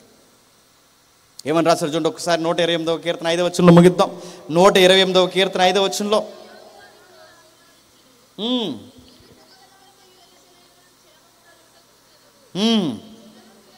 ఏంటట అక్కడ రాస్తున్నారు చూడండి. నీ జీవితకాలం అంతా యెరూషలేములో క్షేమం కలుగు చూస్తావు. దేవుడు ఎక్కడి నుంచి దీవిస్తాడంటే సియోనులో నుంచి దీవిస్తాడు. అంటే ఇప్పుడు చెప్పండి, సియోను నుంచి, ఆ రోజు వాళ్ళకి సియోను అంటే యెరూషలేము పట్టణం కట్టబడిన కొండ. ఆ యెరూషలేము పట్టణం ఏదైతే ఉందో ఆ పట్టణంలో ఉన్న మందిరం, అక్కడి నుంచి దేవుడు వారిని ఆశీర్వదించేవాడట. ఇప్పుడు క్రొత్త నిబంధనలో కూడా దేవుడు సియోనులో నుంచి ఆశీర్వదిస్తాడట. అంటే సియోనులోంచి ఆశీర్వదిస్తాడంటే ఇప్పుడు ఇజ్రాయెల్ దేశం వెళ్ళిపోమని కాదు, యెరూషలేములో సొలొమోను మందిరం దగ్గర నిలబడమని కాదు. ఒకవేళ నిలబడినా నేను నిలబడిన ఎవరు అక్కడికి వెళ్ళమని కాదు. మరి ఎలా అంటే గుర్తుపెట్టుకో, మరి సియోను యెరూషలేము ఆశీర్వదించడం అంటే ఏంటంటే క్రొత్త నిబంధనకు వచ్చేసరికి దాని అర్థాలు మారిపోయాయి. క్రొత్త నిబంధనలో సియోను యెరూషలేము అంటే తెలుసా? సంఘం. ఏంటది? సంఘం అంటే దేవుడిని ఆర్థికంగా, జీవిత భాగస్వామ్య విషయంలో, నీ పిల్లల విషయంలో, ఆరోగ్య విషయంలో ఎక్కడికి వస్తే దేవుడు నేను దీవిస్తాడు తెలుసా? సియోన్ అంటే ఆయన సన్నిధికి, సంఘానికి వస్తే దీవిస్తాం. ఇప్పుడు చెప్పండి, నువ్వు, నీ భార్య, నీ పిల్లలు ఆరోగ్యంతో, ఆర్థికంతో తొలతోగాలి అంటే కుటుంబ సమేతంగా మీరు ఎక్కడికి రావాలి చెప్పండి? సంఘానికి రావాలి. వస్తారా? ఆవిడొస్తే ఈయన రావటం, ఈయనొస్తే ఆవిడ రాదు, వీళ్ళిద్దరు వస్తే ఆ తోకలు రావు. అందరూ ఆ కుటుంబం అంతా సంఘానికి వస్తే ఇంక వీళ్ళు ఎవరినే రానివ్వరు. పాట వీళ్ళకి ఇవ్వాలి, ప్రార్థనలకు ఇవ్వాలి. ఒకవేళ ఇవ్వకపోతే పాస్టర్ గారికి వార్నింగ్ ఇస్తారు, వచ్చే వారం నుంచి మేము రామండి కుటుంబ సమేతంగా అన్నారు. నేను అడుగుతున్నా, కుటుంబ సమేతంగా సంఘానికి ఎందుకు రావాలంటే మళ్ళీ చెప్తున్నాను, పాటిస్తారనో, ప్రార్థనిస్తారనో, పేరు ఇస్తారనో, నువ్వు కొన్న ఫ్యాన్ల మీద రెక్కల మీద పేర్లు రాస్తారనో, నువ్వు కొన్న మైక్ మీద పేరు రాసి నువ్వు 1000 రూపాయలు ఇచ్చని చెప్తారని కాదు. సంఘానికి ఎందుకు రావాలంటే ఆర్థికంగా ఆరోగ్యంతో పిల్ల పాపలతో ఉన్న జీవిత కాలంలో సమాధానకరంగా బతకాలి అంటే నిన్ను ఆశీర్వదించే ఒకే ఒక్క స్థలం సంఘానికి రా. అక్కడికి రా, అక్కడ కూర్చో. దేవుడు ఒక వాగ్దానం ఇచ్చాడు. ఆ వాగ్దానం ఏంటో తెలుసా? ఎక్కడ 2 3 నా నామాన్ని కూడుకుంటారో అక్కడ నేను ఉంటాను. అక్కడికి వచ్చిన వారిని ఇదిగో ఈ విధంగా ఆశీర్వదిస్తాను. అక్కడికి రా. కానీ రాము. నేను ముగిస్తున్నాను. ఈ మధ్యకాలంలో పెద్దమ్మ సంఘం మానేసింది. పెద్దమ్మ సంఘం మానేహమని అడిగారు పాస్ గారు. అడిగితే రానే ఇంకా అందంట. తర్వాత చాలామంది అడిగారు, అమ్మ పెద్దమ్మ రాను సంఘానికి రావంటే రానందంటే, అంటే అత్తమాల ఏళ్ళు నా ఏపికి ఎత్తుతున్నాడు అందుకే మానేశాను అందంట. పాస్టర్ గారు ఏళ్ళు ఎత్తితే మానేస్తారు, పాస్టర్ గారు తిడితే మానేస్తారు, నడుతున్నారు. పాస్టర్ గారి మీద కోపగిస్తారు. ఎందుకు చెప్పినా, ఈరోజు ఈదికి 70 సంఘాలు ఉన్నాయి కనుక ఈ సంఘం కాకపోతే ఆ సంఘానికి పోతారు, ఆ సంఘం కాకపోతే ఆ సంఘానికి పోతారు. కానీ గమ్మత్తేడు చెప్పినా, నీకు ఇక్కడ తిరగ లేకపోతే చెప్పండి, నీకు ఎక్కడికి వెళ్ళినా తిరగ ఉండదు. నీకు అక్కడ తిరగ లేకపోతే ఎక్కడికి వెళ్ళినా తిరగ ఉండదు. ఇక్కడ దేవుడి దగ్గర నువ్వు తినంగా ఉండకపోతే నువ్వు ఎక్కడికి వెళ్ళినా ఎందుకు మానేసావంటే ఏలెత్తితే మానేసిందంటే. ఈ మధ్యకాలంలో ఏదన్నా అంటే చాలు దైవజనులు మనోభావాలు చెప్తానండి. మనోభావాలు, మీ మనోభావాలు పట్టుకెళ్ళి డ్రైనేజీలో పడేయండి. పాస్టర్ గారు తిడతారు. అవసరమైతే ఏమంటారు తెలుసా? నీ ఇచ్చే కానుక కన్నా దేవుడికి నువ్వు కావాలని నీ ముఖం మీద ఏలెట్టి చెప్తాడు. ఏమనుకుంటున్నావో? తిడితే మానేస్తాం, ఏదన్నా అంటే మానేస్తా. ఆయన వాక్యంలో తిట్టినప్పుడు స్వీకరించు. ఆయన వ్యక్తిగతంగా నేను తిడుతున్నప్పుడు ఏమైందండి నాకు చెప్పండి మార్చుకుంటానని అడుగు. నువ్వు అడుక్కుంటా సంఘాన్ని మానేస్తుంటే నువ్వు సహవాసానికి దూరమై ఏం చేస్తావు? సంఘాలు మానేసి చివరికి ఈరోజు జీవితాలు అగమ్య గోచరంగా మారిపోయిన ఎంతమంది ఉన్నారు నాకు తెలుసు. సంఘం మానేసి ఏం చేస్తావు? ఈ సంఘానికి వెళ్తా, సంఘానికి పోతాను, ఆ సంఘానికి. ఏ సంఘం? ఇదేనా మహిళా సంఘం అనుకుంటున్నావా? లేదా ఆటో యూనియన్ అనుకుంటున్నావు? ఈ సంఘం, ఏ సంఘానికి వెళ్ళినా అక్కడ తిడుతున్నా, నడుతున్నా, వాక్యంలో గద్దించినా కాస్త స్వీకరించు. నిజమే, నా భార్య అలా ఉండట్లేదు, నిజమే, నా భర్త అలా ఉండట్లేదు, నిజమే, నా పిల్లలు ఎలా ఉండట్లేదని ఆశీర్వాదకరంగా మారాలి అంటే ఆ గద్దింపులు, ఆ నీతిమంతుల గద్దింపులు స్వీకరించు. దేవుడు ఎక్కడుండి దీవిస్తాడు ఈ మనుషులను అంటే, దేవుడు ఎక్కడి నుంచి మనుషులను ఆశీర్వాదకరంగా మారుస్తాడంటే బైబిల్ చెప్తుంది ఆయన సంఘానికి వచ్చిన ఆశీర్వదిస్తాడు. ఈ 128వ కీర్తన ఏం చెప్తుందో చెప్పనా? బాగా వినండి. యాత్ర కీర్తన అని చెప్పడం కాదు, యెహోవా సన్నిధికి వచ్చిన ప్రతి ఒక్కరిని ఆశీర్వాదకరంగా మారుస్తుంది. ఈ 128వ కీర్తన యొక్క సారమే కొండ మీద ప్రసంగంలో చెప్పాడు యేసుక్రీస్తు వారు. ఎక్కడ చెప్పాడు? కొండ మీద ప్రసంగం. కొండ మీద ప్రసంగంలో ఏం చెప్పాడు? ఇక్కడ కంటెంటే చెప్పాడు. అక్కడ ఏం కంటెంట్ చెప్పాడు? మొదట నా రాజ్యాన్ని నీతిని ఎతకాలి. యెహోవా యందు భయభక్తులు అన్న మాటే కొండ మీద ప్రసంగంలో. మొదట నా రాజ్యాన్ని నీతిని ఎతికితే అప్పుడు అవన్నీ ఇస్తా. ఏవిస్తా? నీకు బట్ట కావాలా, నీడ కావాలా, నీకు వాకులు కావాలా, నీకు ఆరోగ్యం కావాలా, నీకు ఉద్యోగ సమస్య ఏదైనా నీకు ఇవ్వాలంటే తగిన సమయం అందు దేవుడు సమస్తము సమకూర్చి నీకు జరిగించాలి అంటే నువ్వు చెయ్యాల్సిన పని ఏంటి చెప్పనా? యెహోవా యందు భయభక్తులు. నువ్వు చెయ్యాల్సిన పని ఏంటి చెప్పనా? ఆయన రాజ్యాన్ని నీతిని ఎతకాలి. ఇది ఎప్పుడైతే నువ్వు చేస్తావో, ఆ కీర్తనలో చెప్పిందే ఆయన రాజ్యాన్ని నీతిని ఎప్పుడైతే ఎతుకుతావో అప్పుడు నీ పిల్లలు నీకు కలిసి వస్తారు, నీ పిల్లలకు నువ్వు ఆశీర్వాదకరంగా మారిపోతావు. సిలువ వేయబడి పునరుద్ధానం చెందిన ఈ క్రీస్తు ఎల్లకాలం నీకు తోడై ఉంటాడు. ఇది చెయ్యమ్మా. మన జీవితంలో ప్రార్థన ఉండదు, మన జీవితంలో భక్తి ఉండదు, మన జీవితంలో సంఘ సహవాసం ఉండదు. ఇది ఏమీ లేకుండా దేవా మమ్మల్ని ఆశీర్వదించు ప్రభు అంటే దేవుడు అంటాడు, ఏమని ఆశీర్వదించాలి? నా ఆజ్ఞలు మీకు తెలుసా? నా త్రోవలు మీకు తెలుసా? నా ఎళ్ళ మీకు భయభక్తులు ఉందా? నేనంటే ఏంటో తెలియని మీరు మిమ్మల్ని అలా ఆశీర్వాదం కోరుకోమంటున్నారు. అందుకే ఆశీర్వదిస్తాడు దేవుడు అంటే ఆశీర్వదిస్తాడు. ఎప్పుడు ఆశీర్వదిస్తావు ప్రభు అంటే ఇదిగో ఆయన ఎళ్ళ భయభక్తులు కలిగి ఉన్నవారిని ఆశీర్వదిస్తాడు. ఇప్పుడు మీకు ప్రశ్న రావచ్చు, నేను ముగిస్తున్నాను. ఎలాగో ఆశీర్వదిస్తాను అన్నాడు కనుక ఇక దేవుడి రాత్రికి ప్రార్థనించి వెళ్తున్నప్పుడు ఒక వజ్రం ఏమైనా దొరుకుతుందని ఎక్స్పెక్ట్ చేయకండి. ఆయన వజ్రాలు ఏమేమి కూడా, ఎందుకంటే నువ్వు వజ్రం అని ఆయనకు తెలుసు. నువ్వు మామూలుగానే నిలబడు. ఇప్పుడు నీకు వజ్రం దొరికితే ఇంకెవరినే నిలబడినవు నువ్వు. అందుకే మనకి ఎంత ఇవ్వాలో ఆయనకు తెలుసు. చాలామంది ఏం అడిగిన ఇస్తాను కాబట్టి నన్ను సీఎం చేస్తానంటే చేయడు. ఎందుకంటే నువ్వు ప్రెసిడెంట్ అవుతే నిలబడవు నువ్వు. అది నువ్వు సీఎం చేస్తే రాష్ట్రాన్ని అమ్మేస్తావు నువ్వు. అందుకే దేవుడు బాగా మాకు ఎందుకు ఆర్థికంగా ఒకేసారి లచ్చ ఇవ్వట్లేదంటే ఇస్తే పాడైపోతావు. అందుకే మనకి ఎంత ఇవ్వాలో అంతే ఇస్తాడు. నువ్వు 10 రూపాయలు నమ్మకంగా ఉండు, 100 ఇస్తాడు. నువ్వు 100లో నమ్మకంగా ఉండు, 1000 ఇస్తాడు. నువ్వు 1000లో నమ్మకంగా ఉండు, 10,000 ఇస్తాడు. నువ్వు 10,000లో నమ్మకంగా ఉండు, నేను తీసుకెళ్ళి లక్షల్లో కూర్చోబెడతాను. లక్షల్లో కూడా నమ్మకంగా ఉండు, దేవుని ఏళ్ళ భయభక్తులు కలిగి ఉండు, నేను కోట్ల రూపాయల్లో కూర్చోబెడతాను. దేవుడు ఎలా ఆశీర్వదిస్తాడంటే ఆయన ఏళ్ళ భయభక్తులు కలిగి ఉన్న వారిని నిశ్చయముగా ఆశీర్వదిస్తాడు. నిశ్చయముగా ఆయన రాజ్యాన్ని నీతిని ఎతికిన వారిని నిశ్చయంగా ఆశీర్వదిస్తాడు. ఆయన ఎంత బాగా ఆశీర్వదిస్తాడంటే ఆకాశ పక్షుల్ని ఎంత బాగా ఆశీర్వదించి పోషిస్తున్నాడో నిన్ను నీ కుటుంబాన్ని కూడా అంత బాగా ఆశీర్వదిస్తాడు. ఎంత చెప్పినా కానీ నిజమేనంటారా అంటే ఇంకా నీకు నిజమైనకపోతే రేపు తూర్పు ఎలా ఉందో చూసుకో. నిజమే. లేదండి మాకు ఇంకా ఏదైనా ఆధారం కావాలంటే ఒక ఆధారం చెప్పి నేను ముగిస్తాను. ఆధారం ఏంటి చెప్పిన అదే కొండ మీద ప్రశ్నలో ఒక మాట అంటాడు, ఆకాశ పక్షులను చూడండి, అవి ఎత్తవు, కోయవు, కోట్లలో కూర్చుకొనవు. భూమి మీద పరిగెడుతున్న జంతువులను చూడండి, కీర్తనలు చెప్తాడు, అవి దేవునికి మొరపెడితే దేవుడు వాడికి ఆహారం ఇస్తున్నాడట. నిజమేనంటే నిజమే. బాగా వినండి, కుక్కలకి పిల్లలు ఉన్నాయా లేవా? పక్షులకి పిల్లలు ఉన్నాయా లేదా? వాళ్ళకి భార్య భర్తలు ఉన్నారా లేరా? సేమ్ లైఫ్ స్టైల్ వాటికి ఉందా లేదా? వాటికి ఇల్లు ఉంటాయి, వాటికి వాకుళ్ళు ఉంటాయి. బాగా వినండి, వాటికి నివాస స్థలాలు ఉంటాయి, వాటికి కాపురాలు ఉంటాయి, వాళ్ళకు కూడా పిల్లలు ఉంటారు, అన్నీ ఉంటాయి. వాటికి మనకి తేడా ఏంటంటే ఆధార్ కార్డు ఒకటే, అంతే, ఇంకేం తేడా లేదు. వాటికి కూడా పంచాయతీలు సరిహద్దులు ఉంటాయి. మీరు కావాలంటే చూడండి, ఆ ఈదు కుక్క అక్కడ వరకు వచ్చి అక్కడ ఆగిపోద్ది. ఎందుకు? దాని పంచాయతీ అక్కడ వరకు దానికి తెలుసు. అందుకే చూడండి, ఆ గూటు పక్షి ఈ గూట్లో దూరదు. ఎందుకు? దాని గూడు అదని దానికి తెలుసు. అందుకే ఆ ఈది కుక్కలు ఈదికి రావు, ఈది కుక్కలు ఆ ఈదికి వెళ్ళు, వచ్చిన నిలబడినవి. ఎందుకంటే అది వాళ్ళ పంచాయతీ. మీకు అర్థమైతే సేమ్ మనలాగా ఇదే సొసైటీలో బతుకుతున్నాయి, ఇదే భూమి మీద బతుకుతున్నాయి. వాడు ఎలా బతుకుతున్నాయి? వాడికి ఆకలంటే ఎవరిస్తారు చెప్పండి? ఆహారం. అవి ఎవరికి మొరపెడతాడు? దేవుడు మొరతంటే దేవుడి మీద ఆనుకుని నువ్వు కష్టపడితే నిన్ను నీ బిడ్డల్ని ఎలా పోషిస్తాడు చెప్పినా, ఆ జంతువుల్ని ఆ పక్షుల్ని ఎలా పోషిస్తున్నాడో అంత ఆశీర్వాదకరంగా పోషిస్తాడు. ప్రాక్టికల్గా విషయం చెప్తాను వినండి. మనకి 2 పిల్లలు పడితే ఇంక నిద్రం. ఇంకా ఎందుకు ఇప్పుడు అలా దాయడానికి డ్యూటీలు, ఓవర్ నైట్ డ్యూటీలు, అది ఇది. 3 ఆడలు పుడేశారు అనుకుంటే మొత్తాన్ని నిద్రం.